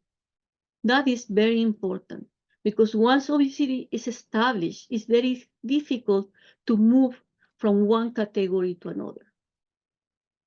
Our program was designed to prevention, not to treat obesity. In order to manage weight in children, you need to have at least 26 hours a year of an intervention. This program only has 12 hours a year of intervention. Just keep that in mind. For the control group, once you have established obesity, it's very hard to move from one category to another. Just by providing some support and being part of the program, only 2 kids moved from the obese category to the overweight category. And it was very difficult to move some kids and to maintain in the normal weight category. In fact, 2 of them become overweight. So we can see that the movement, the shift of weight categories is very important and tell us that we were able to modify and to have an impact in changing the weight categories of these kids. So this is something that we want to take in notice, but the impact was beyond the body weight. This simple recipe was also affecting the parents after the intervention. Some parents were able to move the weight categories and decrease the proportion of parents that were in the obese category after the intervention, even though it was a slight proportion of children that they were in the overweight or obese category was very small. Those kids that participated in the intervention were able to modify their dietary and their attitudes towards exercise. This is an example of a kid that lose after 6 months of the intervention 40 pounds, almost 20 kilos, because he wanted to be part of the high school graduation and become a role model for the members of the family, for his younger sibling. And after several years of intervention, we know that they were moving from drinking 5 sugar-free beverages, 5 sodas a day, to drink 1 a week. That's a huge change and takes a lot of takes a village to make those changes. So they were receiving a very good feedback of the families that they were participating. They realized the portion size for the kids that they were serving over portions to the kids. They were forcing them to eat more than they needed, and we were able to transition during the pandemic to virtual workshops. We are still analyzing. It's a very complex data set because we don't have the amount of the number of participants in the virtual workshops. But it's important that generating this type of collaborations and having regional adaptations and move to regionally into a virtual environment was important and was very good that we were able to do that type of transition. But most importantly, we were able to modify kids in their category. We see a higher impact in younger kids. We can see that this intervention in the diet quality, despite the brevity of the program, was impactful. And by doing this, we need to have more family-based approaches of the programs, and we need to approach the Latino as with priority to the Hispanic families. We need to figure out how to do more cultural adaptation to other cultures. Hispanic are not monolithic. We need to be sure that we do this type of programmatic adaptations. And I also want to be sure that we appreciate all the collaborations that takes a village, and these are all our collaborators in the other states that participate in this program. And we want to be sure that we keep moving on in the area of implementation science.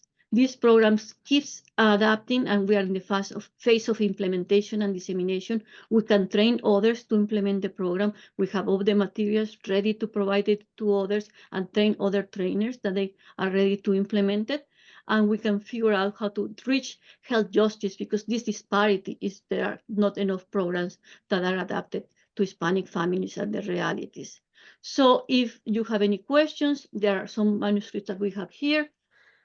We have our keynote speaker, Dr. Simón Barquera, and he will start sharing his slides as soon as he's ready. So Dr. Barquera, welcome to the symposium. Thank you very much. A pleasure to be with you today in this opportunity. And let me, oops, no. I am sorry. Please let me know if you can see my slides. Yes. Yes. Okay, thank you, Dr. Elvira. It's a pleasure to be with you today and with all the audience. Thank you for the invitation. And I will give a small presentation of the Mexican perspective on the obesity prevention efforts that we have conducted in Mexico during the last years, mostly from the National Institute of Public Health. Just to give you a very brief context, we have a 36.9% of adult obesity prevalence.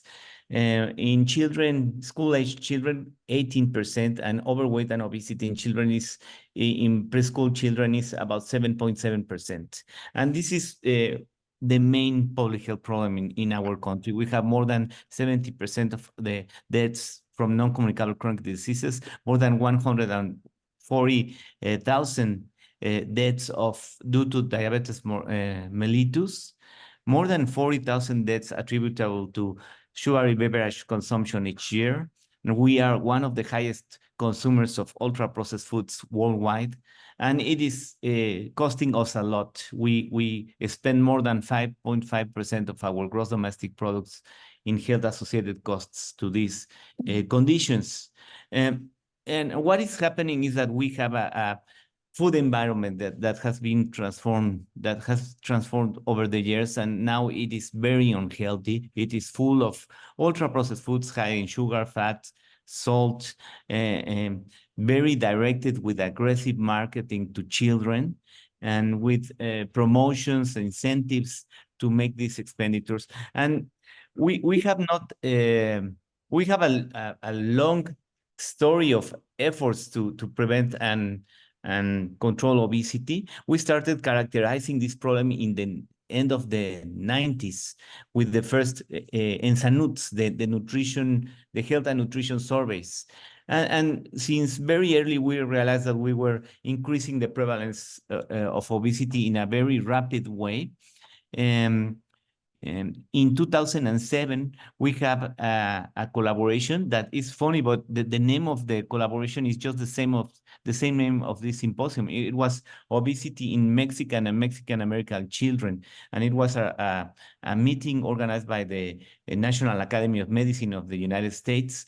And we make a report there and realized that we could do like front of package labeling, recommendations for hydration and to reduce sugar consumption. We started to talk about potential opportunities of fiscal measures like the soda tax, but on reality, it was until 2013 that the soda tax were approved. So that was our first success in obesity prevention policies. And maybe the second one was when we evaluated the soda taxes 2 years in a row in 2014 and 15, and then published the results. And after our good results, good impact of the soda taxes, more than 40% of the countries implemented similar measurements.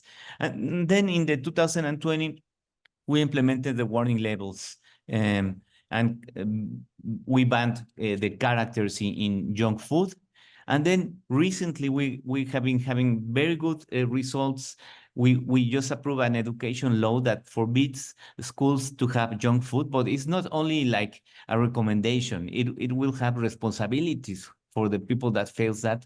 And just yesterday, I am super excited because yesterday we approved our new food right to food law in Mexico by unanimity in the Congress. We had like 11 years trying to approve this law, and this law is not a solution, but it's a very good infrastructure to have a legal framework to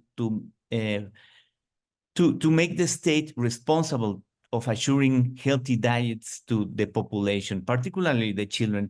So this is basically what we have been doing. As you know, in Mexico, we have a lot of marketing, particularly marketing directed to children in very remote communities where there is poor access to water. And many people think that, okay, the problem is that there is poor access to water, and that's why these soda and products are there. But it's not a different problem. It's an associated problem. These corporations and their power influence the policies. So we have not had infrastructure investment in water, in access to water, and it is related to the relation with these corporations.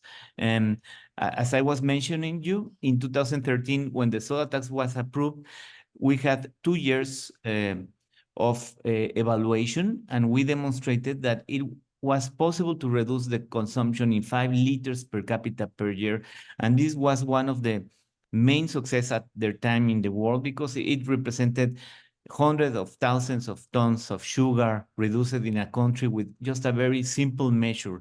The problem is that we consume 163 liters at that time.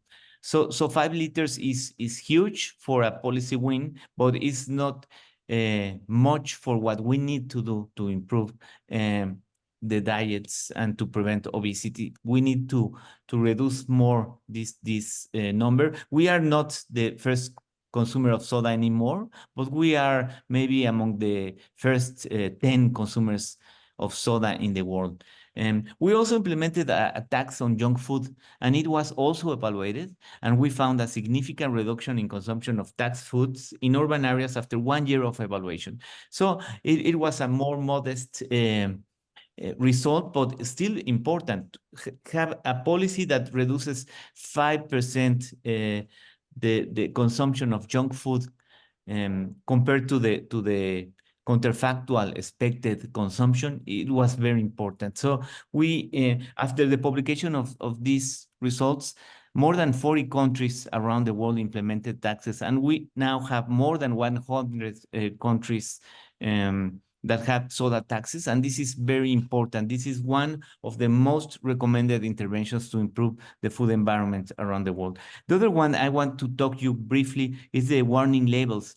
In the left, you can see what we had before, the GDAs, which is a front of pack label created by the junk food industry, and it's very difficult to understand. It's misleading. It has a lot of information, but the information is based on 2,000 calories, and it's based on portions, and the portions are based on what the companies decide. So it's very difficult to interpret. We have evaluated that in Mexico, and not even 3% of the people understand it, and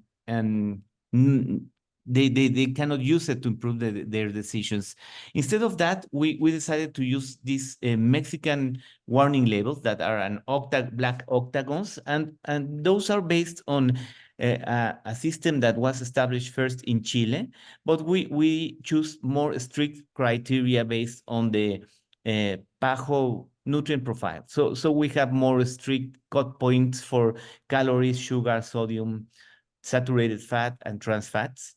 And in addition to that, we also decided to put 2 extra recommendations. That was not to give children non-caloric sweeteners or caffeine or products with caffeine. So this was implemented during the pandemic in the year 2000. And this is how some products look in Mexico. You can see like in a kind of Coke 4 labels. And there are even products that have 5 warning labels like those that you can see there. And it has created a massive reformulation in the country because the companies, the junk food companies, don't want to have these labels in their products. The other thing that we have been able to do is to remove the cartoon character from junk food, and this is also very important. Also to forbid gifts and incentives associated with these celebrities or musicians or movie characters in products that have the warning labels. And this is also based on something that Chile made before and that was working very well in that country. Now, we are often asked, what is the impact of this? We have been evaluating this for the last 3 years, following a lot what the companies are doing, and we have seen a massive reformulation of their products. But also we have seen that the population is now using the warning labels. And we, in the national survey, when we ask the parents if they use it, 60% they say that they use it to choose products for their children and for them. 50% say that they have stopped consuming some products just because of the warning labels, and 45% say that they have shift between products of a particular group thanks to the warning labels. In Chile, these warning labels were able to reduce consumption in about 30 calories in the population. So we did this modeling study in which we wanted to predict what will be the impact of these warning labels in Mexico. And we were estimating that probably these warning levels will reduce 36.8 kilocalories per person. And after 5 years of implementations, this will be around 1.68 kilograms reduced from the distribution of weight of the adult population. And that will be equivalent to have a reduction of 1.3 million cases with obesity and very important savings, $1.8 billion in costs. So this is a modeling study to predict what we think is going to happen. We still need to evaluate that, but the information about impact in Chile looks very well. So we are very positive about the potential of this policy. Now, what we have learned is that the main actor that is that you need that is a barrier to these policies is the food industry. And we have identified 4 categories of action against these policies.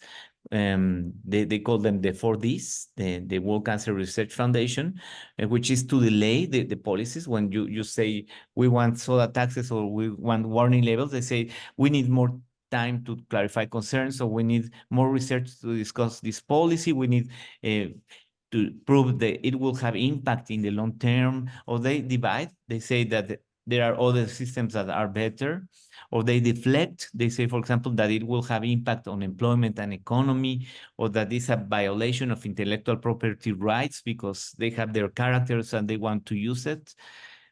Or they deny. They say the warning levels are not well understood by the population, or there's no evidence that making marketing to children affects food preferences, these kind of things. So a lot of our work has been just to defend these policies from this type of narratives from the food industry. Food industry has created a number of organizations to support their interests, to oppose soda taxes, to promote auto-regulation, to promote the GDAs, or physical activity, and change the emphasis to solve obesity in other factors, no? So they love to say that the problem with obesity is a genetic one, or that is something that requires energy balance, these kind of narratives. And they often do not talk against the national policies by themselves, but they have created a number of industry chambers and organizations, and this save the burden of being against public health. They also have founded institutes and foundations like ILSI or Alianza por una Vida Saludable or Instituto de Bebidas para la Salud. These kind of foundations that talk and develop science or positions that are in favor of what they like. In the other side, we have a very good civil society that is organized around an alliance of healthy nutrition, and that is employing evidence-based policy recommendations developed by academia. They are, most of them are into the Alianza por la Salud Alimentaria. You can see some of them, their logos. One of the main actors is El Poder del Consumidor. Also Contrapeso, but as you can see, it's a very good and very big group of organizations that support evidence-based policies from academia.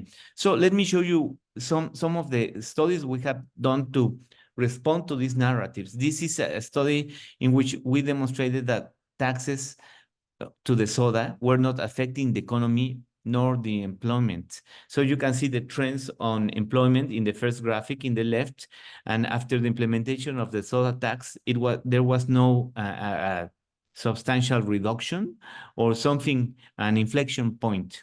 And also in the changes in employment in commercial establishments, there was no reduction. So we have seen this in Mexico, we have seen this in Chile, and we are sure that that these kind of taxes do not affect the economy or the employment. The other thing they say is that there is more evidence needed to adequately implement a national policy. And here what we did is we created 3 expert advisory groups to support the policy design. One was with Latin American countries that had similar experiences in warning labels. Another one was with Mexican experts, and another one was an international advisory board. And we started to creating evidence and also discussing and making position papers to support the policy. And that was very important at the end in the discussions with the regulatory agency to pass the warning labels. But it's not only to pass the warning levels, it's to defend them in all the different organizations in which the food companies can block or can push back. So for example, in the World Trade Organization, when we approved the warning labels, the European Union, the United States, Switzerland, Costa Rica, and Guatemala, the governments say that the proposal restricts trade more than necessary. So the Mexican government wanted to stop this regulation because of this demand at the technical barriers to trade at WTO. We defended it with evidence, and we were able to survive to this. Also, the United States requested to give two more years to the implementation of the warning labels. And we also responded that we needed to implement the warning labels as soon as possible. And we were able to do it because there was a lot of social support from civil society organizations, many signatures from academia supporting the system. And this is also Nestle.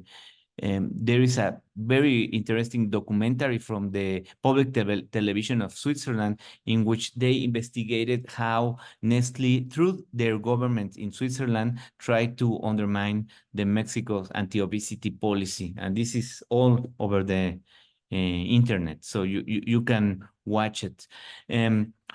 This is a full-page advertisement in the main newspaper, and this was paid by national experts from academia and from civil society organizations, all together, saying we want the warning labels, and we don't want to sacrifice this health policy because of trade agreements. So this was also very important in the negotiation of NAFTA to avoid this negotiation of affecting the warning levels. So this is what we have as the Latin American obesity prevention policy toolkit. As you can see, many countries in Latin America have implemented different policies in a very successful way. Just like 1 week ago, Brazil has approved a law. Chile has approved soda taxes of 25% and warning labels. Guatemala has approved warning levels now. So there is a domino effect in Latin American countries. Once a country is able to pass a good law and evaluate it, immediately all the information and the evidence is disseminated to other Latin American countries. And this is why many people around the world think Latin America has something special for interventions to modify the food environment. In what I think we have failed is in the conflict of interest. We need to have a very good system to stop industry interference in this the development of these policies. And we also need to improve our efforts to promote the food system transformation, because obesity is a very complex disease, and we really need interventions that are structural and that are not only from the health sector, but from the economic sector, agricultural sector, education, etc. So what is very positive now, and I think this is something that is making us feel very optimistic, is that in the last years, we have been able to organize a very important group of civil society, legislators, government officials, and academia working together with a common view. Just in the March 4th, so 3 days ago, the Congress declared the 4th of March as the National Day for Obesity, to reflect around obesity. That's the World Obesity Day also. But it was declared, and this is important, this is the first time that the Congress is talking about obesity and the importance of having it in the top of the, not only of the public health agenda, but of the policy agenda, as something that is needs urgent intervention in a very structural way.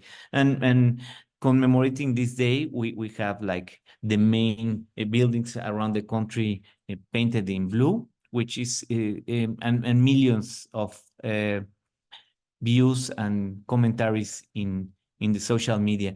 And this is more or less the actors that are participating: the Senate of the Republic, the Ministry of Health, World Obesity Federation, the National Academy of Medicine, many national institutes of health, many professional societies, and many academic institutions, together with international organisms and civil society. So very strong, very difficult to oppose this very this group with a common view, and only with people very associated with the food industry against these positions. Yesterday also was voted the new law for the healthy nutrition, in which the state will be responsible of the food that is distributed in schools and in the health system to children in hospitals.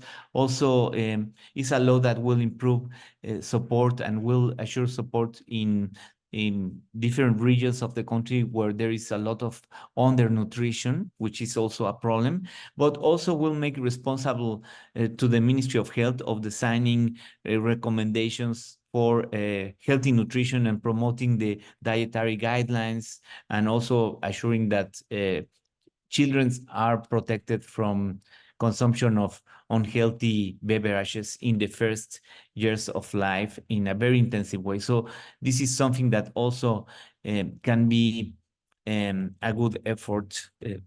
Then other thing that we did 2 years ago is a position with 10 recommendations, and it was endorsed by more than 1,000 health professionals and was published in our public health journal, and also created a lot of support for different interventions that I am not going to mention in this presentation, but the paper is online. It's called Volviéndonos Mejores. And it was right after the epidemic, and is a pledge to become better in health services, in training, in avoiding bias and obesity stigma with patients in primary healthcare services, improving research, avoiding conflict of interests, and other recommendations. So in the World Health Organization is now developing an international, a world acceleration plan to stop obesity. And Mexico is one of the pioneers countries that will start in this initiative. So we are developing a national obesity policy to implement within this international acceleration plan. And these are our objectives for this policy. One is to protect and strengthen the approved policies and maximize their positive impact on the population. So we are very proud of our 10% soda tax, but as I was mentioning, Colombia has now a 25% soda tax, and they consume less soda than us.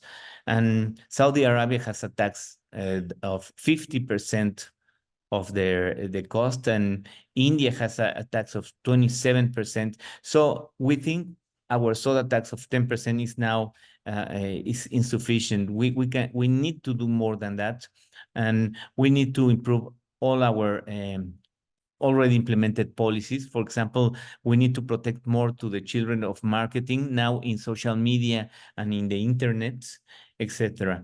Then the second objective is to promote and ensure and protect breastfeeding. We are monitoring all the time the code of marketing of of formula feeding. And Mexico is not complying. The corporations are not complying with this code of marketing since 4 years ago. So we really need to adopt this code as a law in Mexico, and to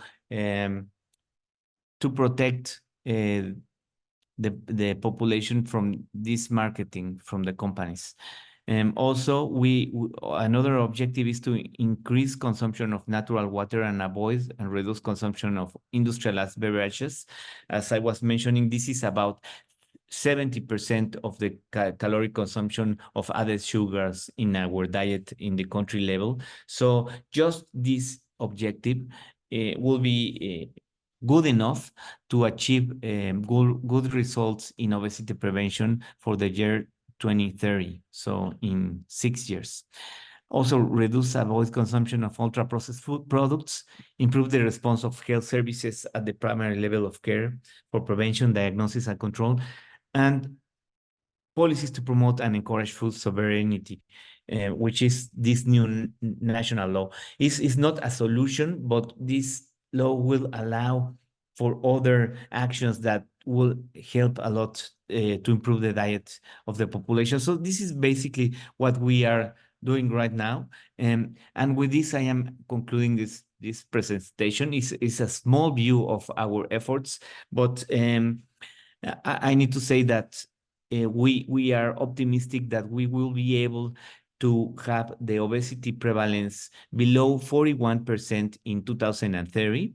And that will be equivalent to say that we have a reduction against the predicted level in 2030. So we could be one of the first countries to document a reduction in obesity in the world. However, we don't have that warrant. We need to do a lot of work in the next following 6 years to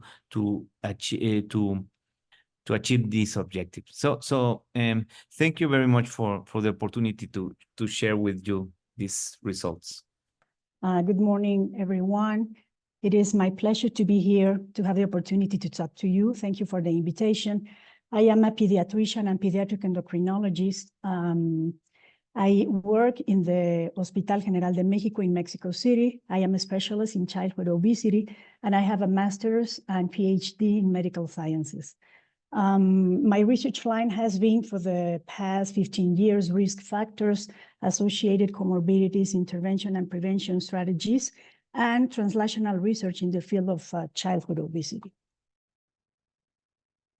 If we conceptualize obesity as a complex, chronic, and multifactorial relapsing disease, it will be necessary to intentionally search for associated comorbidities, which may present throughout the entire life cycle.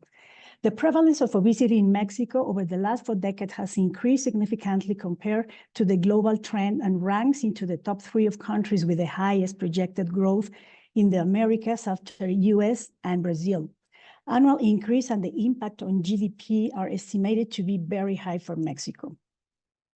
Given the trends reported over the years in our National Health and Nutrition Survey, the expectations of achieving the World Health Organization goal for 2030 of no growth in the problem are barely 4%. For this reason, it is crucial to detect the presence of comorbidities associated with overweight and obesity early on, intending to intervene early to modify the natural process of the disease and prevent these children and adolescents from reaching early adulthood with advanced chronic disease.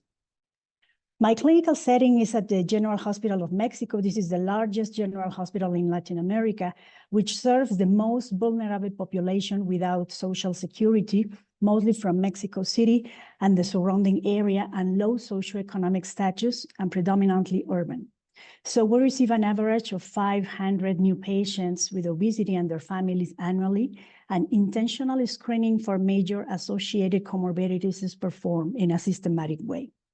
As you can see in this slide, our patients have really a high prevalence of cardiometabolic comorbidities, such as insulin resistance, metabolic dysfunction, associated fatty liver disease, dyslipidemia, and metabolic syndrome. Obesity poses an additional challenge for children and adolescents during psychological changes, leading to stigma, discrimination, emotional and social complications, as well as anxiety and severe depression. Concerning glucose tolerance disorders, we must start with the premise that the current diagnostic cutoff points have been tested in the adult population and extrapolated to children, which remains very inconvenient.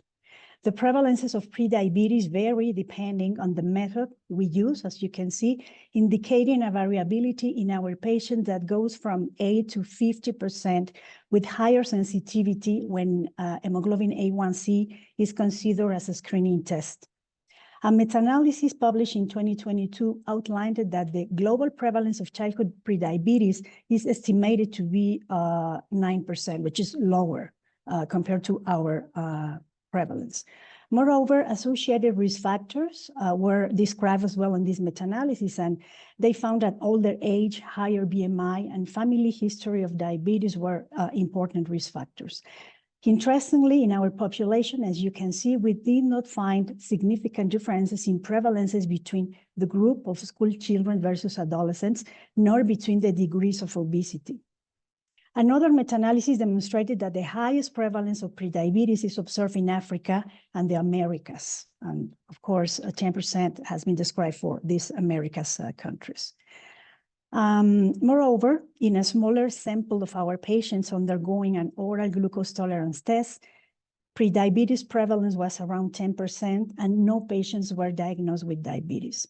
So employing hemoglobin A1C as a screening test, we noted that type 2 diabetes prevalence in our population averages 3%, which is higher than compared to the reported data from other countries. A recent issue report for the OECD countries states that Mexico reports one of the highest prevalences of type 2 diabetes in adults. So we think that the complications in this population will be concerning. On the other hand, we know that metabolic liver dysfunction has rapidly become the most common form of chronic liver disease in children and adolescents. Most studies indicate that Mexican Americans with obesity have the highest prevalence of liver metabolic dysfunction and severely affected by the disease due in part to the expression of the genetically inherited indigenous gene PNPLA3. So the overall prevalence of liver dysfunction has been described in 38% of children with obesity, with a high prevalence in Hispanic and Latino group. As we can observe here in our population of children with obesity, the prevalence of metabolic liver dysfunction is around 50% when using ultrasound as a diagnostic method. This is higher than reported for the pediatric obesity patient group, and as you can see, the severity levels of steatosis are distributed and similar in both groups across different obesity grades. In a subgroup, we assess the presence of metabolic liver dysfunction and metabolic liver dysfunction plus fibrosis. So as you can see, metabolic liver dysfunction was present in 60% of our patients, but look at this, how these patients that had metabolic liver dysfunction plus fibrosis was up to 20%. So of course, it is not yet clear whether these structural damages in the liver tissue can show complete reversibility after intervention strategies. Regarding the presence of hypertension and prehypertension, we observe an upward trend as the degree of obesity increases, and as expected, there was significantly higher proportion of both systolic and diastolic hypertension, particularly in the group of adolescents with severe obesity. In relation to some surrogate markers of cardiovascular damage, we conducted a comparative cross-sectional study to compare the degree of carotid intima media thickness in children with obesity compared to their normal weight peers, normal weight adults, and adults with obesity, just to evaluate if abnormalities were similar in both groups. As you can see on the left, there was a statistically significant difference between the mean intima media thickness when we compare children and adults. We found as well a difference between children and adults with obesity, but the size effect was lower. So when we did an age and obesity model base adjusted by Tanner stage to analyze the estimated means for the intima media thickness, denoting a degree of change that was similar, as you can see here, in children with obesity, they display the same levels of carotid intima media abnormalities as adults with obesity, and the structural damage to the carotid artery in children with obesity denotes adaptations, probably that they are likely to result of genetic, epigenetics, and environmental conditions, causing surrogate cardiovascular abnormalities that are comparable to those observed in adult populations with obesity. An interesting proposal published by the University of Alberta has been the staging of the severity of obesity based on this classification found in different domains that were evaluated. Studies in adults have shown that staging obesity using EOS in adults is a good predictor for adverse outcomes, such as mortality and complications related to some pathologies. In another study by our group evaluating complications associated with COVID-19 in adults, we observed that EOS was a better predictor of adverse outcomes than BMI. In our clinic, we have standardized instruments to objectively assess each one of these domains. As expected, we observed that practically no patients were in EOS 0 in the metabolic domain, and almost 20% of them are in the domain of greater severity, which may include damage to target organs that could eventually be partially reversible. On the other hand, the least affected domain is the functional, which may represent an advantage if the patient can participate in a physical activity program. Only 15% of our patients show optimal mental health, reinforcing the need for psychological and sometimes psychiatric intervention as a cornerstone of treatment.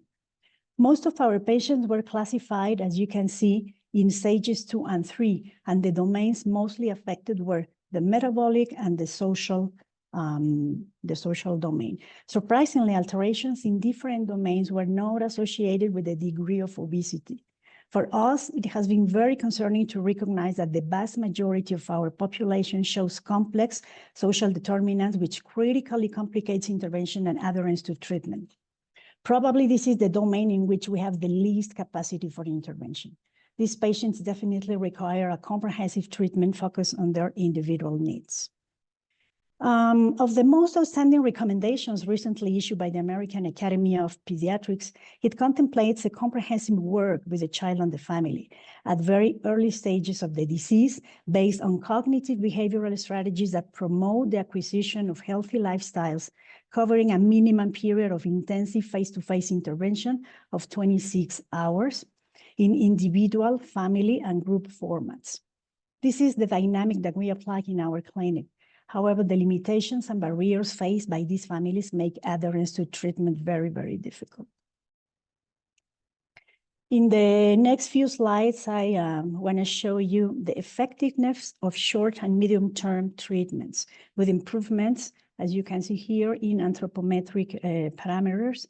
I am showing you here some values in eutrophic, in normal weight children, and this is the values for kids in the pre-treatment phase and the post-treatment phase. And as you can see, we have very statistically significant improvements in all these anthropometric variables, as well as in some metabolic and biochemical variables, such as lipids and hepatic function.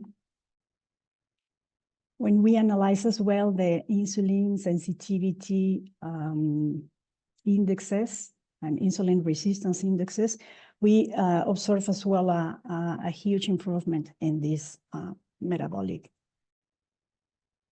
So in this slide, I decided just to show you with the variables in a dichotomic manner how most of the biochemical variables can improve after 6 months of intervention. But I would like just to have your attention on intima media thickness and stiffness measured by FibroScan in these patients.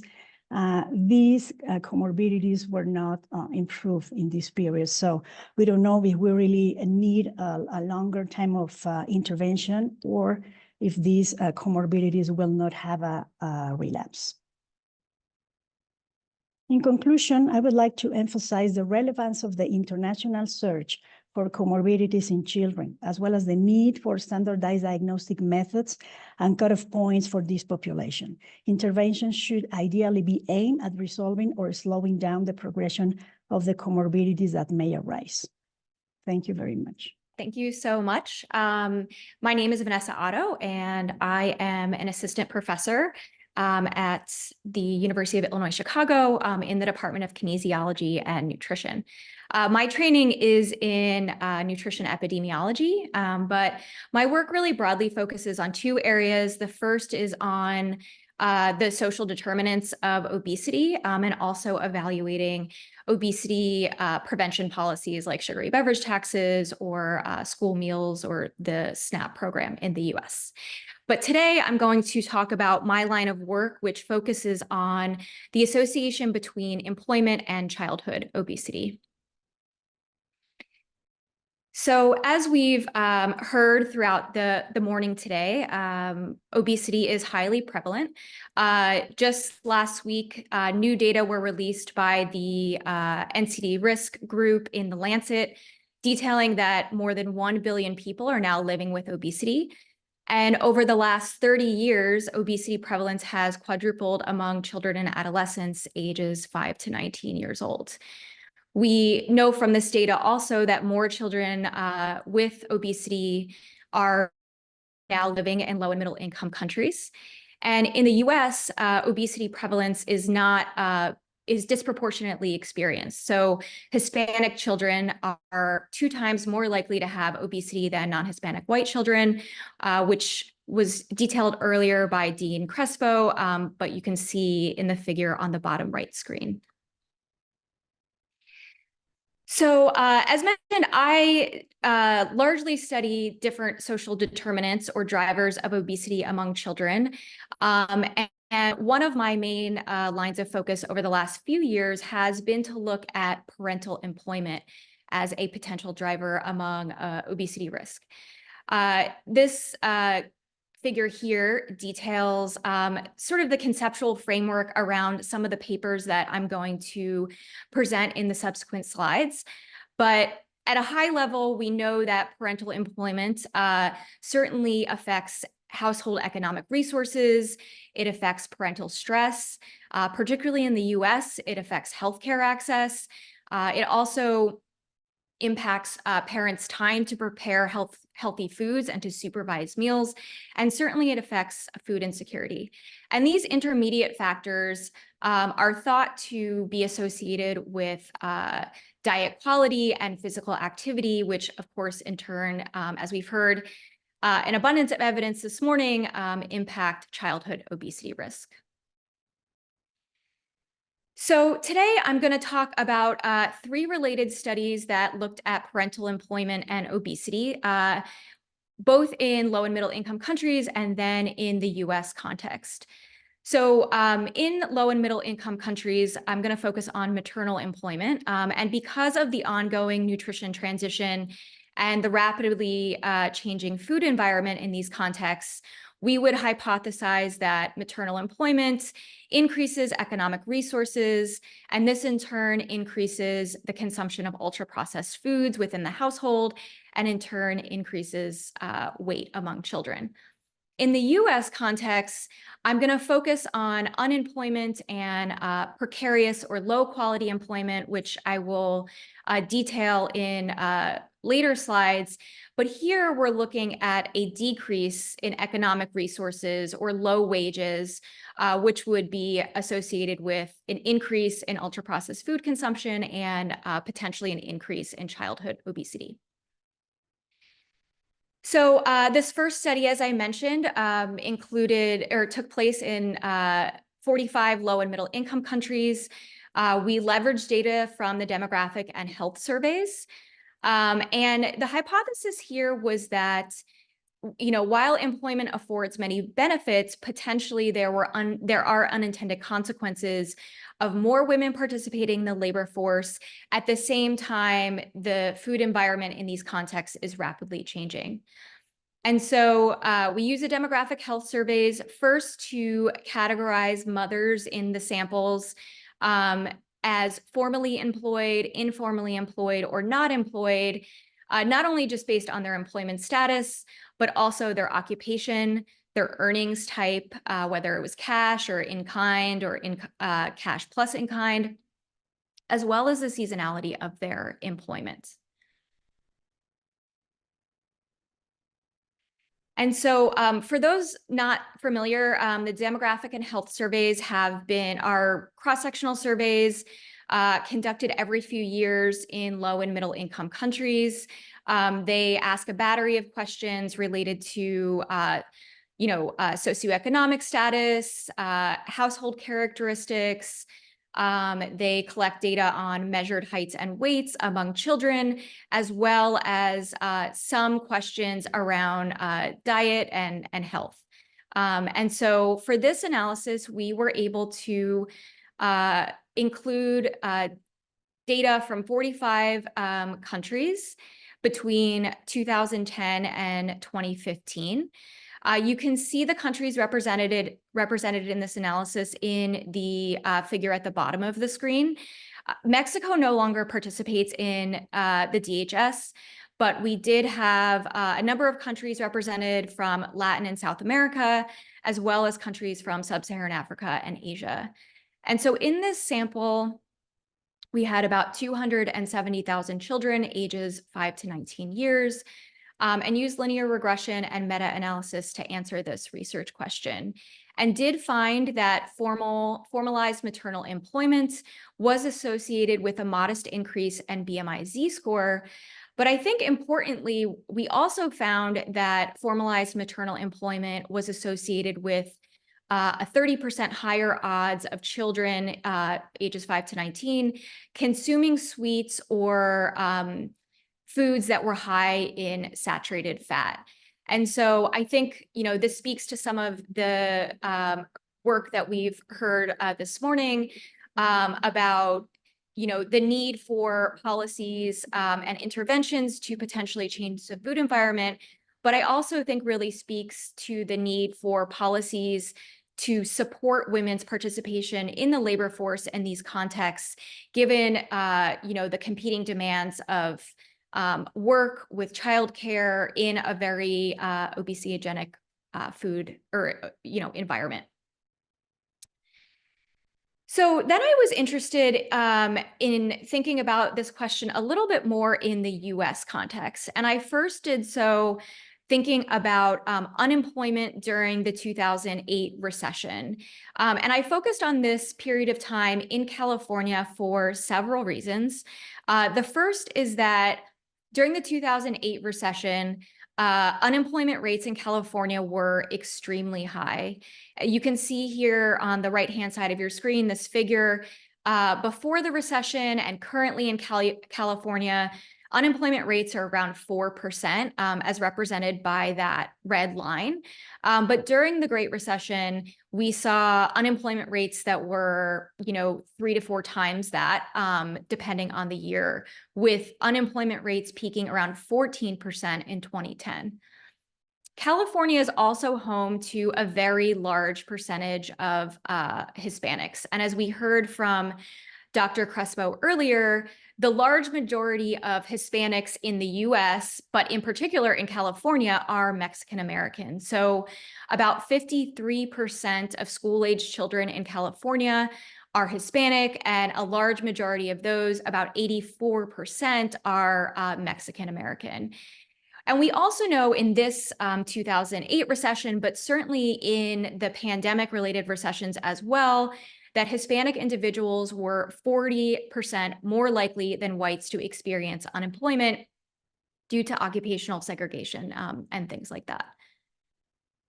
So this first paper that was looking at unemployment in California utilized data from the California Public School physical fitness testing data.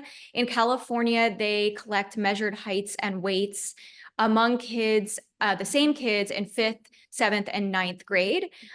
So we have longitudinal data on every California, every child attending public school in California between 2008 and 2012, and then used unemployment data from the US Bureau of Labor Statistics. In this paper, we had about 1.7 million children, and as mentioned in the prior slide, about 1 million of those children identified as Hispanic.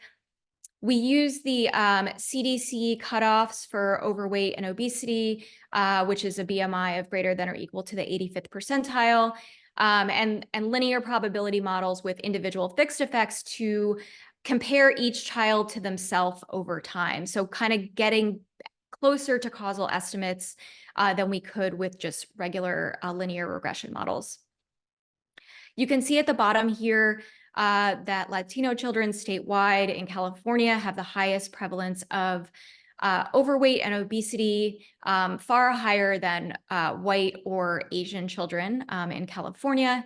And we did find that for every 1 percentage point increase in unemployment, overweight risk among Hispanic children in California increased by 1.4 percentage points. And so really the public health impact of this is pretty huge. This data was the first to really look at the impact of the recession on children, and did suggest that Hispanic children of average weight could expect a 14% increase in their BMI Z-score in association with every 1 percentage point increase in unemployment. And as I mentioned in this prior slide, we saw really huge increases in unemployment in California. So not 1% increase, but rather 4 percentage points on average. So a second follow-up study looked at the same kind of question, whether unemployment during the Great Recession impacted large for gestational age births. We've, of course, also heard today that birth outcomes are a really important period of intervention potentially. We know obesity tracks throughout the life course. And so here we were looking at the impact of unemployment on large for gestational age births in California.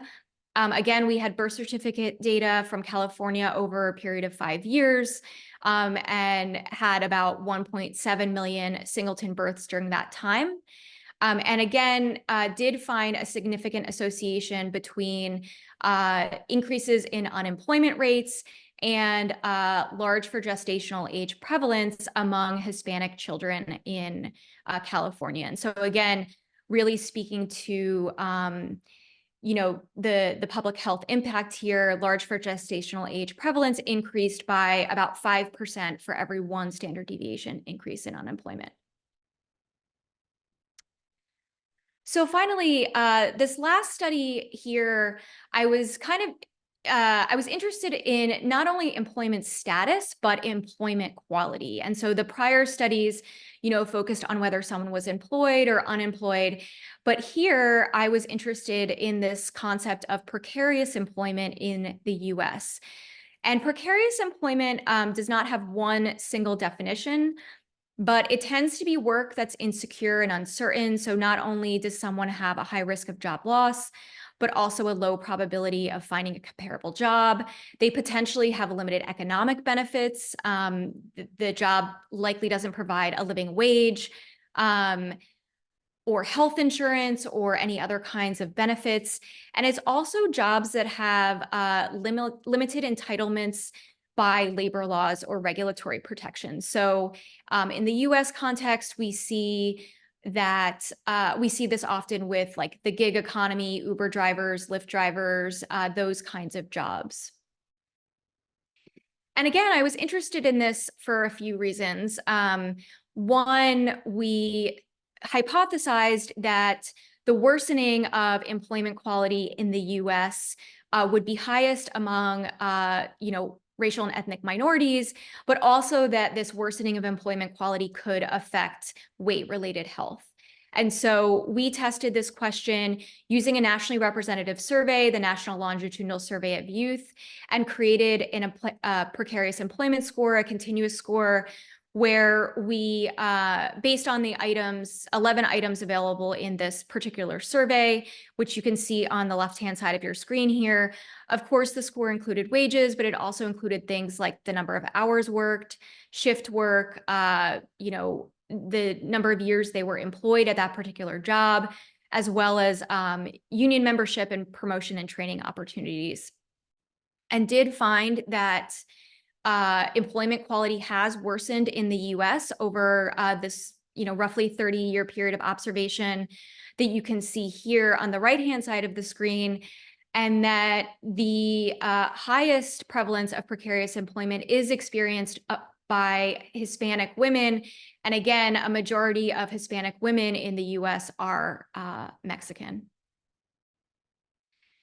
So so then we were interested in whether precarious employment, maternal precarious employment affected childhood obesity risk. And here we had about 10,000 observations from 4,500 children in this nationally representative survey. And we looked at the first incidence of childhood overweight obesity, and did find that every 1 unit increase in precarious employment, maternal precarious employment, was associated with a 10% increase in overweight and obesity incidence among children in this sample. We didn't find statistically significant differences between white children of white mothers versus Hispanic or non-Hispanic Black mothers, but we do see a relatively similar magnitude of effect among these two groups. So to briefly conclude here, this series of papers, I think, does demonstrate that employment status and quality is consistently associated with BMI and overweight risk among children. And I think this really speaks to an earlier point made that we do need to really think about interventions and policies that focus on some of these distal drivers of obesity among Hispanic children. It's not likely that we're going to move the needle on obesity with just one intervention or one policy.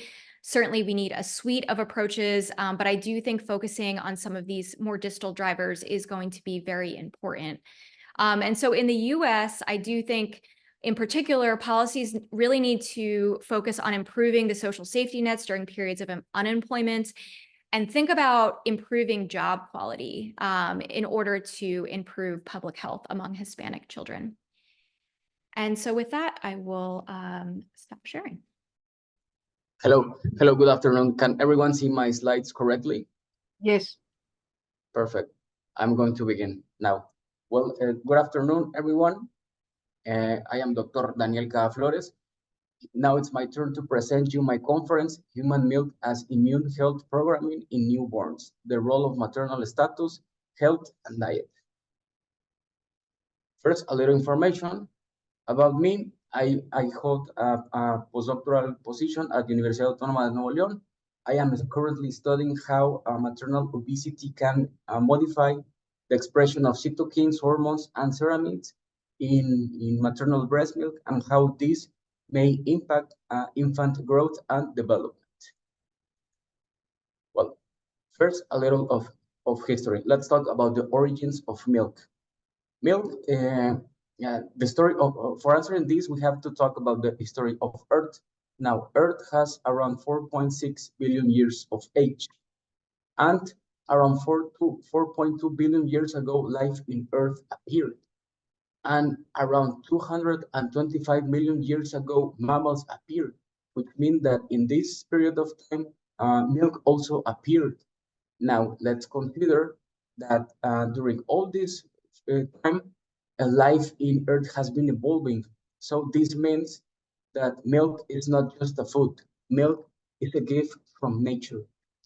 But why do we say that it's a gift? Well, it's very easy. It's because milk breastfeeding has a lot of benefits that are not only restricted to the infant, as mother has also a lot of benefits from breastfeeding. There are a lot of benefits. We're not going to be able to cover them all, but I want us to focus on this one. Breastfeeding has protective features for the infant against being overweight and obese later in life, and also protects the infant for metabolic risk, such as metabolic syndrome or type 1 and type 2 diabetes. For the mother, some of the effects include reduced risk of breast and ovarian cancer, reduced risk of high blood pressure, and of type 2 diabetes. But how are these benefits achieved? Well, in part, this is explained by the human milk composition. Milk has a nutritive part made of water, carbohydrates, lipids, proteins, vitamins, and minerals. But milk has also a non-nutritive, but a very bioactive part. Let's focus on this one. Milk has microbiota, and milk has a lot of components of the immune system, including antibodies, alive cells such as stem cells, eosinophils, basophils, neutrophils, T and B cells, and natural killer cells. This composition of human milk can be modified in different scenarios, such as prematurity, the developmental stage of the infant, namely colostrum or mature milk, but also during the infant infections. However, other scenarios, such as maternal overweight and obesity, has been described to change the composition of human milk. Now that we are talking about overweight and obesity, let's talk a bit about some hard numbers. Currently, 1 in every 4 inhabitants is affected by overweight and obesity. And in Mexico, we can know the numbers thanks to the Encuesta Nacional de Salud y Nutrición. Here, we know, thanks to this survey, that the population of 0 to 24 months of age, 5.7% are already overweight and obese. And we can also see that as age increases, this problem also increases, reaching adults of 20 years of age and more to a 75% of the total population affected by overweight and obesity. Now, we have discussed that breastfeeding can be a protective factor for being overweight or obese later in life. However, we have also said that overweight and obesity can change the composition of human milk. And in Mexico, and in the United States, and in other parts in the world, the same trend can be seen. More potential mothers are reaching a reproductive age with excessive weight. And the sector of 30 to 39 years of age, 74% of women are overweight and obese. But how can this impact the programming of the health of the infant? Well, for answering that, we have to slightly introduce, because it has been previously discussed during the symposium, the importance of the first 1,000 days of life.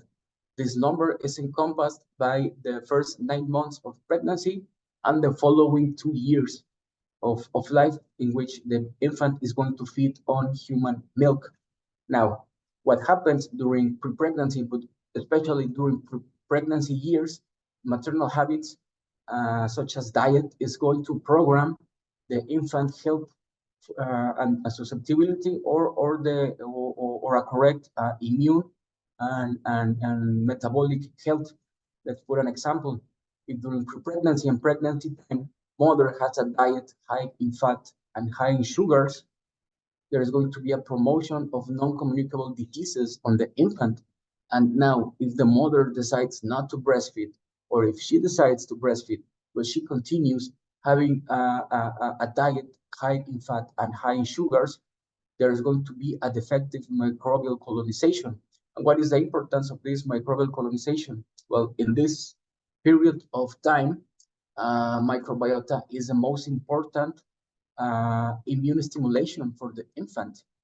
And what other risks can be seen? Well, there is going to be a defective immune response in the infant, and this can put him in increased risk of metabolic traits. Now, what happens if mother decides to breastfeed, and if she also decides to change her dietary habits? Well, all these non-communicable diseases that were promoted during fetal programming can be mitigated or even eliminated. Now, in an ideal scenario where pre-pregnancy and especially pregnancy period, mother has a correct intake of fiber, carbohydrates, and protein, well, it's a very different scenario. The infant is going to have a correct immune maturation, a correct organ development, and a healthy microbial gut colonization, additionally to the known protective effect against later in life overweight, obesity, and diabetes. Okay, how does breastfeeding provide the immunological programming in the newborn? Well, let's remember that milk is very complex, but milk has a immune profile, such as antibodies, maternal live leukocytes, also microbiota, and small proteins such as cytokines. All of these are dependent on infant period of development. However, this balance can be modified also during, well, yeah, maternal diet, also body composition such as overweight and obesity. However, age, maternal age, or even if mother has sedentary habits or not, all this can have an impact on the composition of human milk.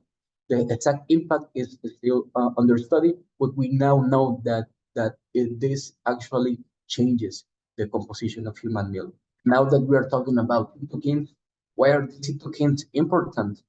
Well, cytokines are small proteins that have a lot of roles, but for the infant, these are especially important because they aid in the correct immune development of the infant through the maturation and activation of infant immune cells.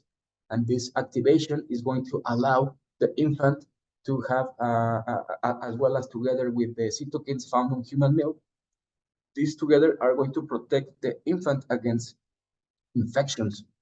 And more importantly, cytokines have anti-inflammatory effects. So this is going to protect the infant during an immune response. Now, let's take this into consideration.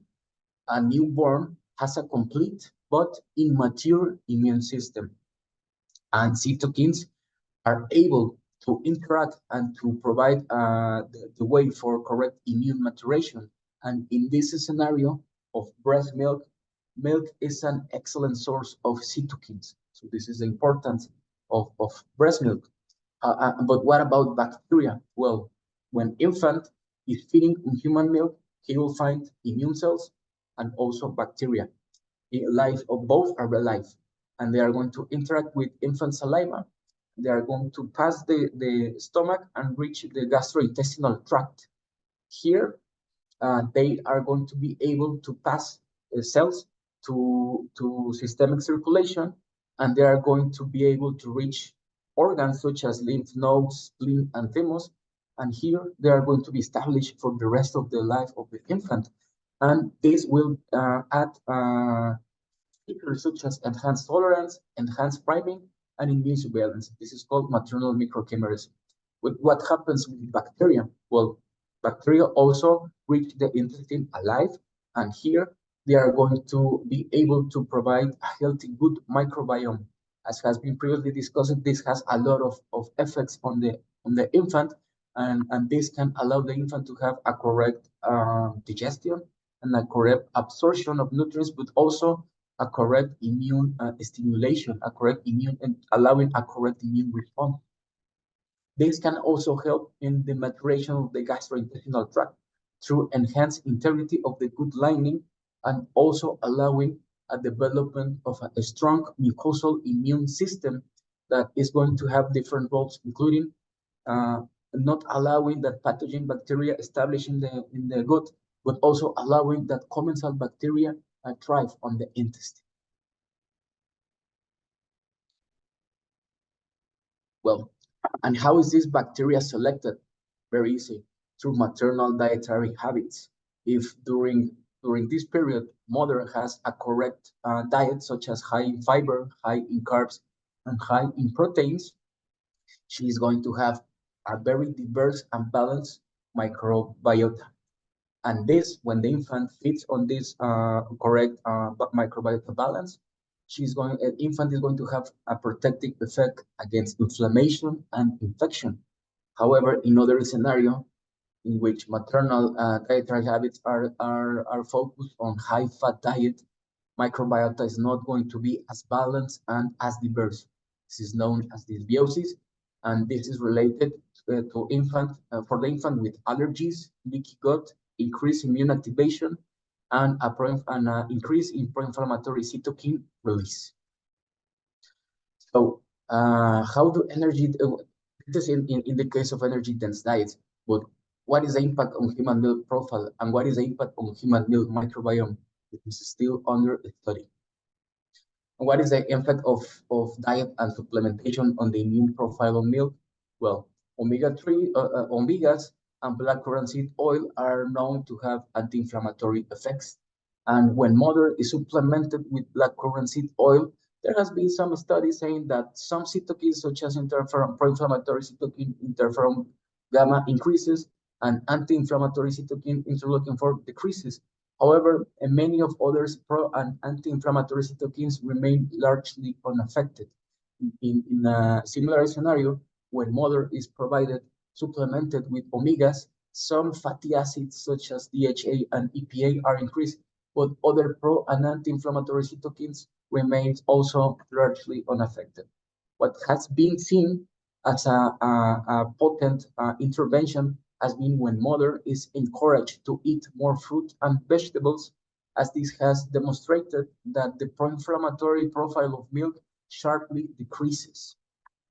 And thanks to preclinical models, we know that maternal energy-dense diets increases interleukin-6 and the other pro-inflammatory TNF-alpha, and this is related to neuroinflammation in newborns.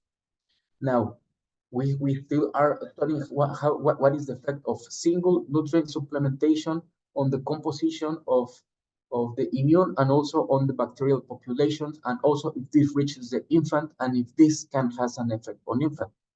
And well, as we saw on other presentations, recent presentations, we are now addicted to sugar. We like to eat sugar, but we still don't know what is the exact effect of diets high in sugar in the composition of milk.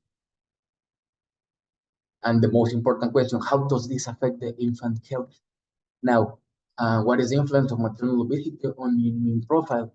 Well, there is evidence that increased maternal BMI has decreased neuroprotective factors in milk, as it has been shown to have an increase on omega-6 to omega-3 ratio, and a sharp decrease in fatty acids, including and in the antioxidant lutein. Also, we and others have reported that the immune pro-inflammatory profile of milk also is increased in milk, on the milk. But the big question remains, what are the effects of breastfeed child? Is this bad? Is this good? Does the infant respond? For answering that, we need more studies, specifically longitudinal studies, large longitudinal studies. So what are the takeaway messages? Breastfeeding is a form of early life immunization achieved through immune factors and microbiota from breast milk. The first 1,000 years represent a critical window of opportunity for immune health programming. Maternal weight, age, and diet can influence the bioactive composition of breast milk, and the immune profile and microbiota in human milk are related with preventing or favoring childhood obesity and metabolic impairment. What are areas of opportunity? Few studies have assessed the effect of maternal diet, including those high in sugar, on the immune milk composition, the contribution of energy-dense diets on human milk immune profile and newborn microbiome is largely unexplored. The relationship of single nutrients and their presence in human milk is still underexplored, and experimental design should aim for a longitudinal scope. For your attention, thank you very much. Thank you. Thank you, Dr. Elvira. And I would like to say thank you also to the organizing committee for inviting me to talk a little bit about what we've been doing regarding food environments and the relationship to childhood obesity. First, a little bit about myself. I am a food chemist, and I have a master's and a PhD in nutrition from UC Davis. I am a full-time professor and senior scientist at the Universidad Autónoma de Querétaro. I've been studying micronutrients for basically most of my professional life, and lately we've been looking into some research regarding and related to food security and food environment, and that's what we're going to be talking today. First, there are several definitions about food environment, but for the sake of this presentation, we are going to use this definition. Food environment will be defined as all the available food options a person is exposed to. And we'll be talking a little bit about type of food venues. We're also going to be talking about density and proximity to food venues. Density refers to the amount of food venues that surround a person in a certain buffer or certain radio. And proximity refers to the distance from where we are, where we live, where we work, or where we study to the first food venue that we encounter or what is around us. And also, food environment also takes into consideration food access within the food venues. What are the kinds of foods that are available next to us or close to us?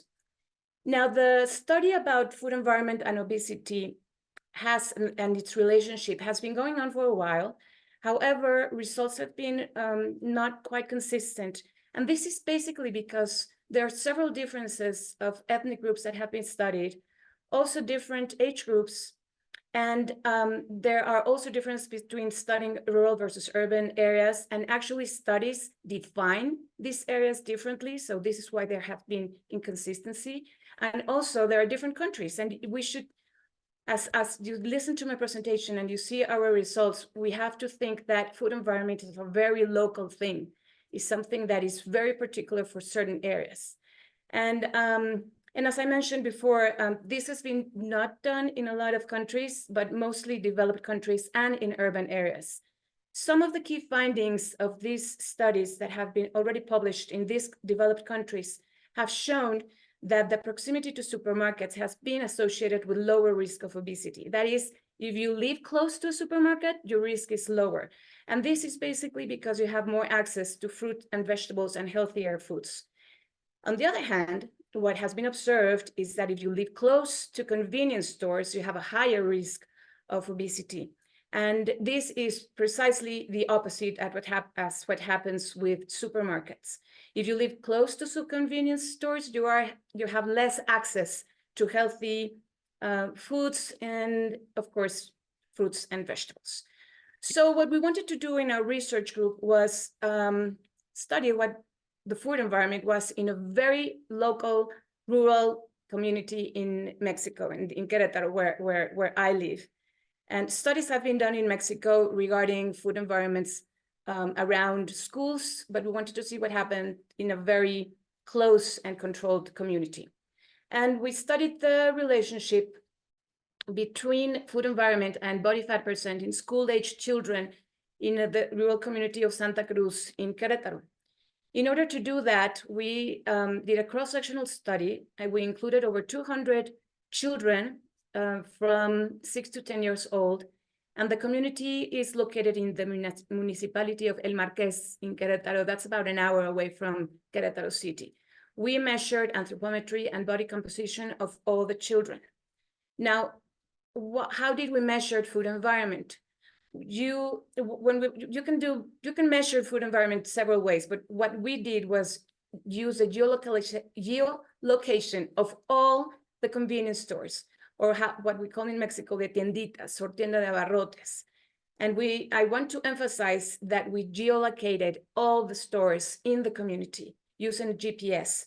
And we also use GPS to geolocate the households participants where they lived, and all this information was collected. We also measured food in store availability, and for that, using a measuring tape, very simple, you go into the stores and you measure the shelf length in meters or centimeters of how many processed foods are available or non or minimally processed foods are available. And this was done by a two-person team. Then how did you analyze this data? You create a geographic information system database constructed, geocoding all the tienditas and the participants' households using a program called ArcMap 10.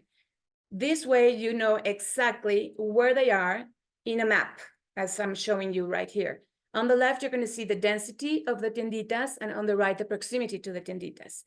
Each green spot is a food venue, and the participants are I think they're the blue ones. And we also quantified the shelf length of each type of food. Now, some of the results of this study, on the left in the graph, you're going to see the body fat percent. And we divided the exposure to tienditas in quartiles. The first one is when a child is exposed to none or 5 tienditas. And the fourth level is when it's exposed between 26 and 31. And yes, the number is right, that in this community, one child could be exposed to 31 convenience stores around its household. And as you can see, the children that were exposed to between 26 and 31 tienditas had higher body fat compared to the others. And in those tienditas, the majority of the food that was available was processed foods in 70%. Regarding the relationship with obesity, we saw that density was associated with higher body fat. That is, the more tienditas that were close to the household of where these children lived was associated to obesity. And in terms of proximity, the closer they lived to a tiendita was also associated with having higher body fat. Now, we wanted to replicate this study in an urban setting. So we did a study not only looking at food environment, but we also wanted to look at obesity also in school-aged children. And we incorporated food insecurity in the equation. The results that I'm going to present to you are preliminary. We're still analyzing the data. So what did we do? We evaluated the relationship between food insecurity, food environment, and obesity in school-aged children from 2 local low-income urban areas in Querétaro, Mexico. This was also a cross-sectional study. We included over 100 children of Santa Rosa, Jauregui, and Satélite, and we also measured anthropometry and body composition in all the children. We also geolocated all food venues in the 2 areas and the participants' households in Satélite and Santa Rosa. in this case, we measured the density of food venues in a 1.5 kilometers radius. We increase the radius because in urban settings, distances are longer. And we're currently measuring the density and the proximity of the food venues to where the children live. And the preliminary results show that almost half of the children had higher body fat percent from these two communities. We found over 2,000 venues, food venues, and were geolocated. This was an enormous task. We didn't expect to find this many food venues in urban settings. We also geolocated the participants' households. And just to give you a very brief expectations of what we found that 24% of the food venues that we observed were restaurants. We included all kinds of restaurants. And very close by, almost 23% were tienditas or tienda de abarrotes. This was followed by foods of animal origin. That means carnicerías, pollerías, cremerías in about 11%. And we found 8% of the puestos ambulantes or mobile food stalls. These were the top four. And we found more tienditas in Satélite compared to Santa Rosa. The rest were very, very, very similar. And this is an example of what we're currently doing. We call it heat maps, as in the microbiome studies, and each point is a food venue. And the preliminary results show that the children that had higher body fat lived closer to food venues that sold mainly processed food, particularly tienditas. And they lived in households with severe food insecurity compared to children with normal weight. These are results that we're currently processing, and we hope to have them published soon. So in conclusion, food environment is associated with obesity in school-aged children in a rural area in Querétaro, and may be associated in low-income settings in urban areas. Changing food environment is a challenging task, and I want to emphasize this because it doesn't depend only on, it depends on many things, but it depends on globalization, it depends on urbanization, and it also depends on other factors such as economics and politics. The tiendita is a very, very, very important economic model in Mexico, and changing that is not going to be easy. And it has been proven that this economic model is also very important for women, because most of the women are the ones that are in charge of the tienditas. So it's a way of living of a very, very, very huge part of the Mexican population. However, if we study the food environments and we understand the food environments, we're going to be able to promote environments that support healthy eating and thus help prevent obesity. So if you see, after we've heard all these talks, we know that there are genetic factors. We know that there, Dr. Crespo said that not all these genetic factors.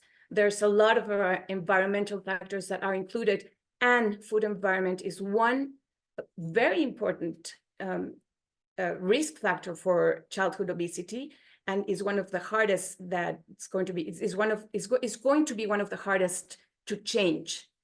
I want to acknowledge the participation of all my team and my students, and of course the mothers and the children that participated in the study. And gracias. Thank you very much. First, thank you for the invitation to participate in this very important webinar. I'm Elena Zambrano González. I live in Mexico City, and I work as a researcher in the Instituto Nacional de Ciencias Médicas y Nutrición Salvador Subirán, and as a professor in Facultad de Química de la Universidad Nacional Autónoma de México. Today, I'm going to talk about interventions to prevent adverse developmental programming due to maternal obesity, and I'm going to present a kind of explanation to understand mechanisms using a preclinical model. So as several speakers have talked before me, the phenotype is determined by genetic factors, but also by the environment, with a more effect at early stage of development. So the phenotype is the interaction between gene and environment. This is called developmental programming or the developmental origins of health and disease. And as other speakers have said, in a more colloquial world, the first 1,000 days of life, and I'm not going to explain that because it's already explained. So clinical and experimental animal studies have shown that suboptimal environment as maternal obesity or as maternal nutrition may predispose offspring to lifelong health metabolic problems, including obesity. Our group worked with the Wistar rat as experimental model, and we use the undernutrition model, and we know that almost all the negative effects that are in the maternal obesity, we also see them in the undernourished mother. But I'm going to talk today about the maternal obesity. So we have two groups: the control group, that the mothers are fed with controlled diet, and the high caloric mothers that are fed with, we call them maternal obesity. And something really, really important is after weaning, all the pups are fed with controlled diet. So any negative effect is because the maternal diet, or any benefit because the maternal intervention. But the offspring are fed only with controlled diet. We studied this in many ways, like fetal, neonatal, lactation, puberty, adult, and until they are very old. And we study brain, liver, fat, metabolism, sexual reproduction, everything. So I'm going to present, for the interventions that I'm going to say, only one of the impacts to show like examples of what we do. But normally we take advantage of the animals and we explore everything for each mother. So here are the interventions. The interventions are very, very, very important because, as other speakers said previously, it's better to prevent than to have then the diagnosis and then to act. So with this maternal obesity, we have several interventions: probiotic, exercise, the hydroepiandrosterone, resveratrol, and dietary intervention. And then we explore what happened in the offspring, in the effects, because the mother was obese or because the mother was intervened. The first one is maternal probiotic intervention. Well, something good for this model is we take the bacteria from the aguamiel, that is a typical sweet rum from Mexico, and we already patented this probiotic. So we gave this probiotic 1 month before pregnancy and lactation to the obese mother, and we then explore what happened with the offspring. The first result, in very general way, is that there are different microbiota in the intestine of the mothers. In the obese mother, is different than the lean mother. For example, the Firmicutes bacteroidetes ratio is much higher in the obese mother in comparison with the control. But if we supplemented the mother with the probiotic, this ratio is similar than the control. We always have the intervention also in the control group to see that there is no any negative effect. Because, for example, we have one intervention with metformin, and for that one, there was not good response for the control group, but that's another story.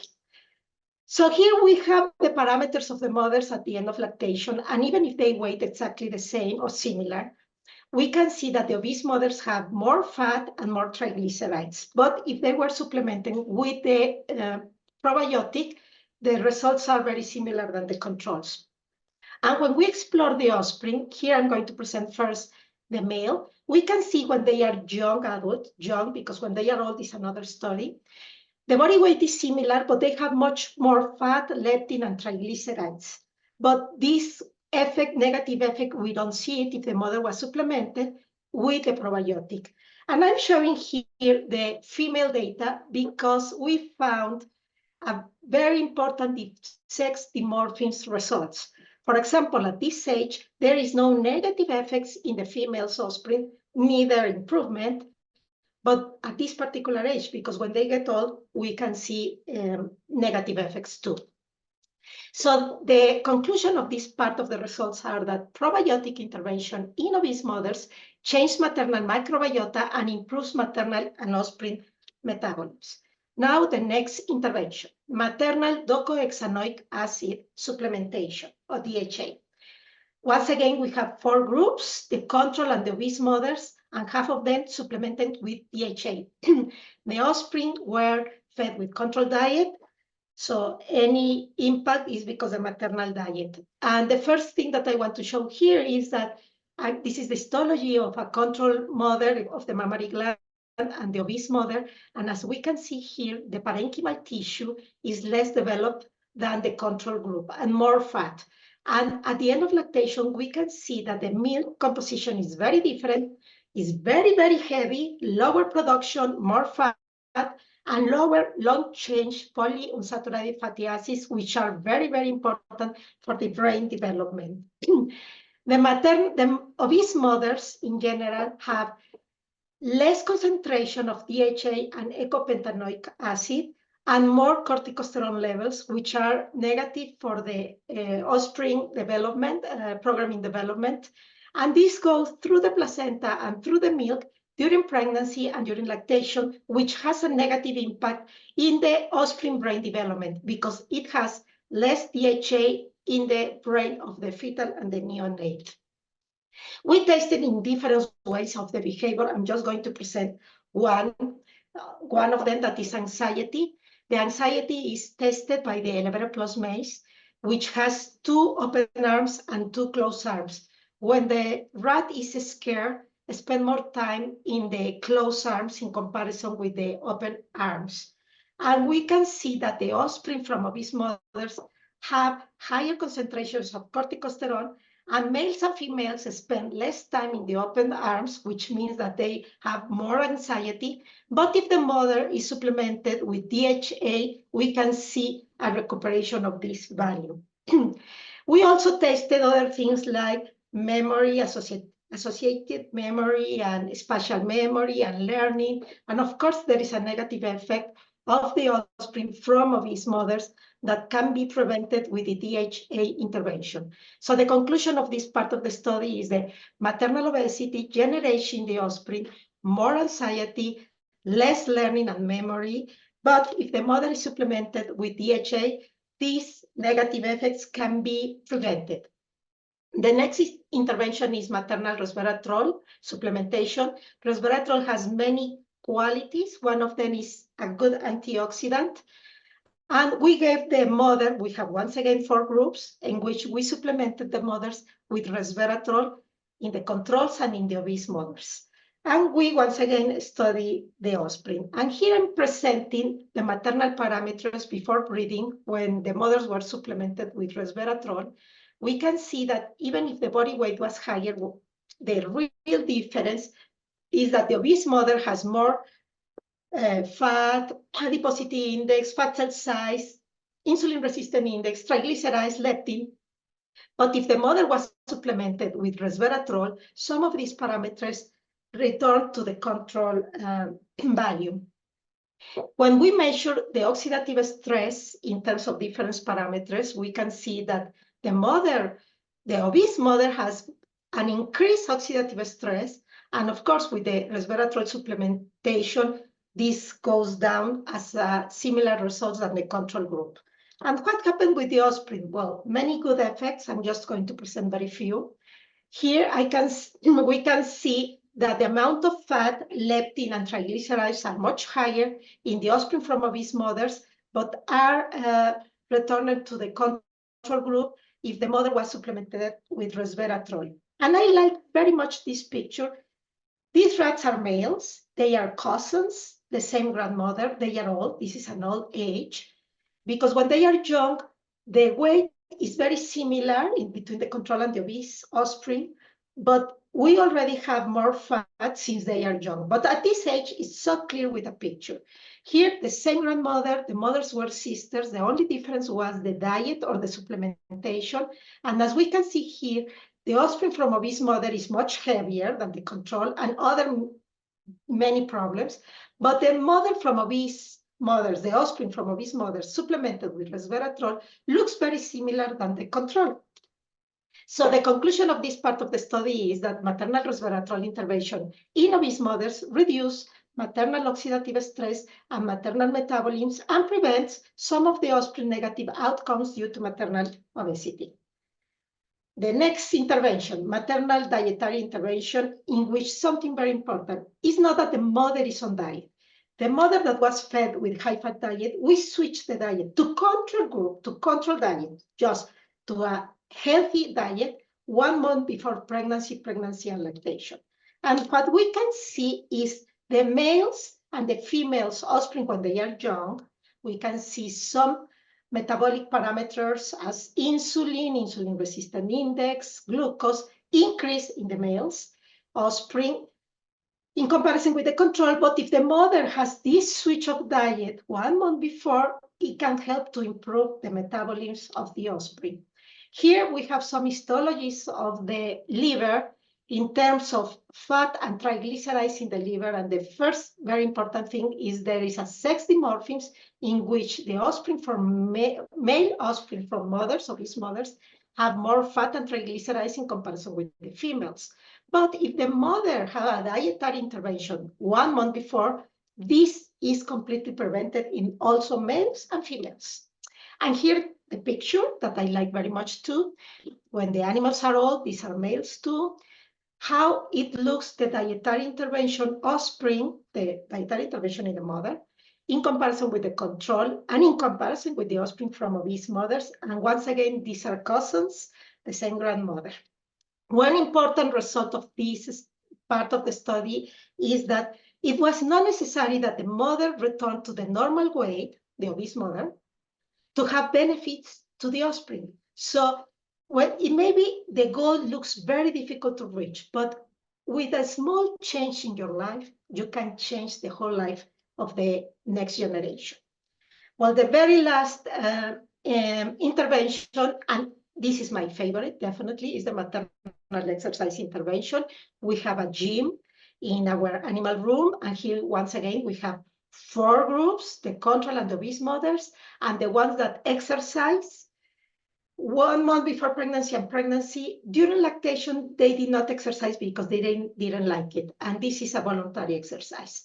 So we explored the offspring, and in very general explanation for males, for example, when they are young, there are no difference in body weight, but it's a clear difference in terms of fat, adiposity index, leptin, and triglycerides. But if the mother exercise, those data are very similar than control. So it was very important that the mother did a very small intervention because it was a voluntary exercise. It was not an exhausted exercise. And in terms of the liver, we can see here the male and the female livers in the histologies and the fat. And we can see a recuperation of the accumulation of the fat in the liver in the offspring, male and female, if the mother exercise. And the picture, maternal exercise intervention in obese mothers before and during pregnancy prevents some of the offspring negative outcomes due to maternal obesity.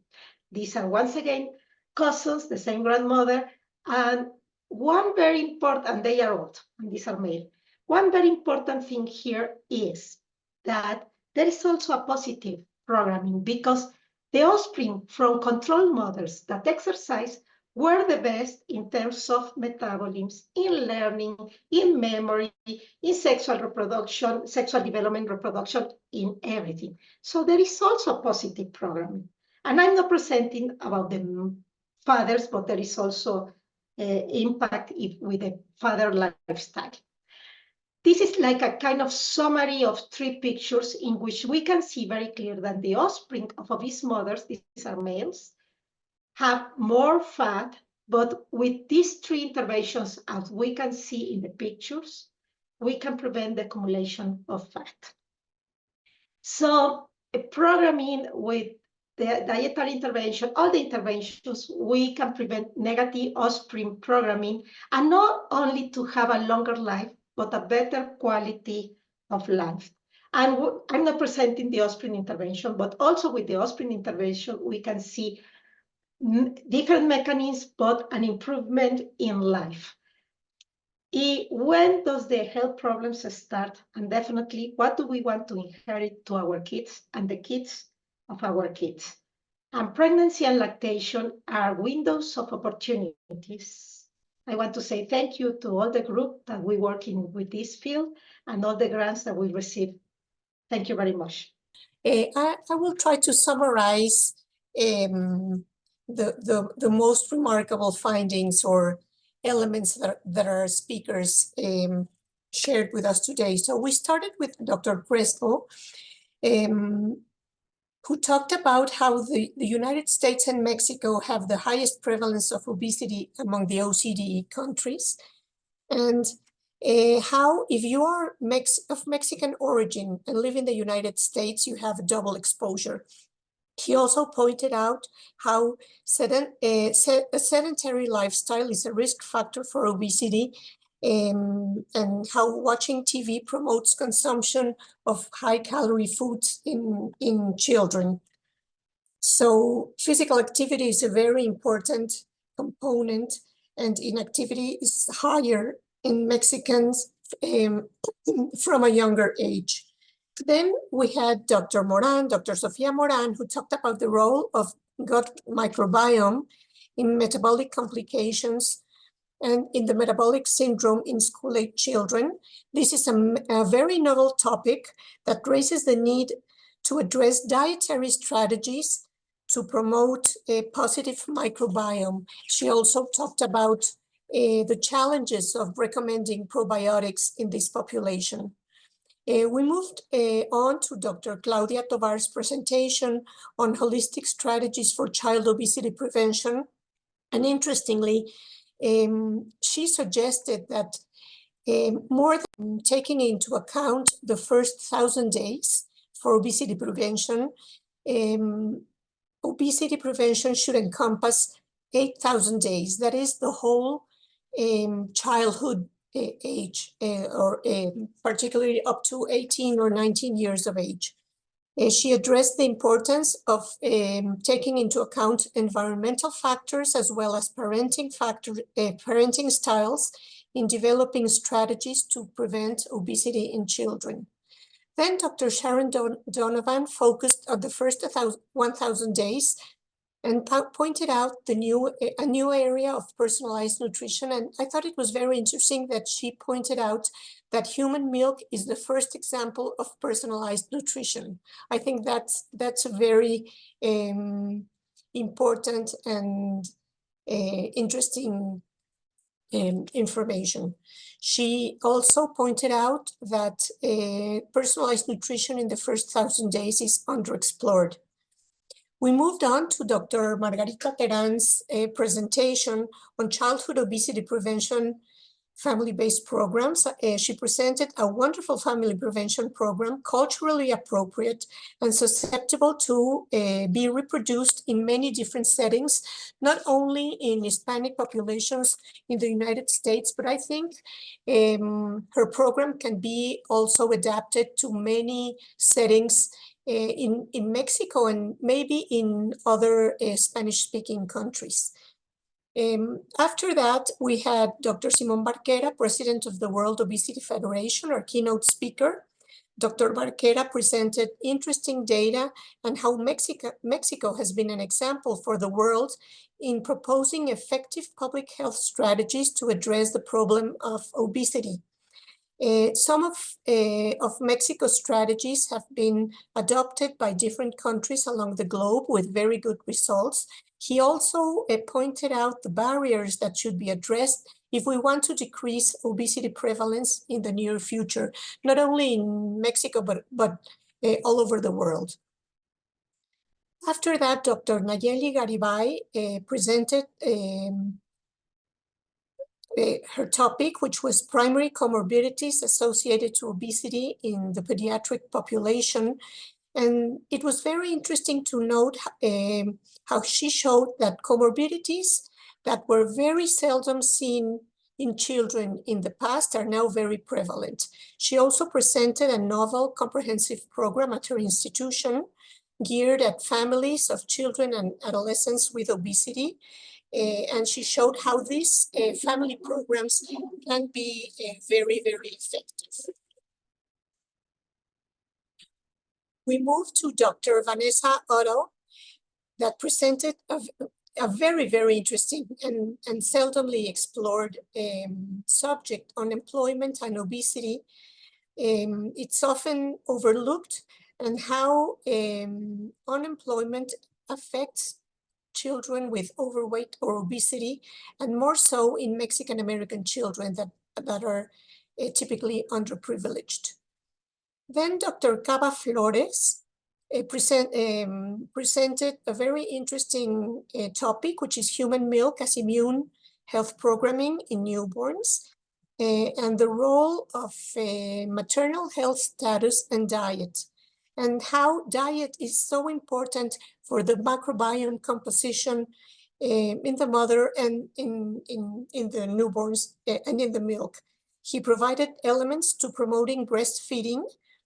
We know that the prevalence of breastfeeding in our countries is not optimal, and it has benefits not only for the newborn, but also for the mother and the society as a whole. So also he presented how obesity in the mother affects the milk immune profile. So we should address both problems at the same time: low prevalence of breastfeeding and high prevalence of obesity, and treat those two subjects concomitantly. After that, Dr. Garcia Obregón presented the relationship of food environment with obesity in low-income settings in Querétaro. And she pointed out that food environments are very local, and its effect on health status varies according to the setting. I found her characterization of food environment as a very creative one, as they measured the length of the processed food shelves in the tienditas, and also geolocalized the tienditas close to households, and how this was related to obesity, and how this differed in rural and in urban settings. And finally, our last speaker, Dr. Elena Zambrano, she talked about the interventions to prevent adverse developmental programming due to maternal obesity.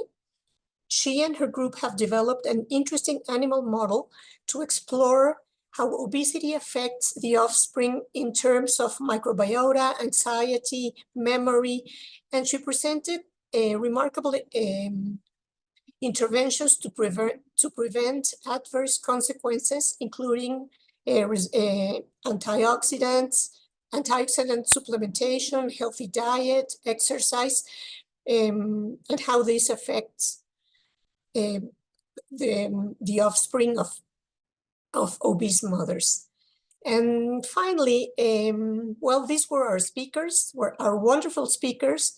I would like to thank the University of Illinois system and I-MMAS initiative, particularly Dr. Elvira de Mejia, for this outstanding morning. I really enjoyed it. Also, we thank our very expert panelists for their wonderful presentations. And ultimately, we are grateful to our very active attendees for being here and for their very interesting and provocative questions. So I don't know, Elvira, if you would like to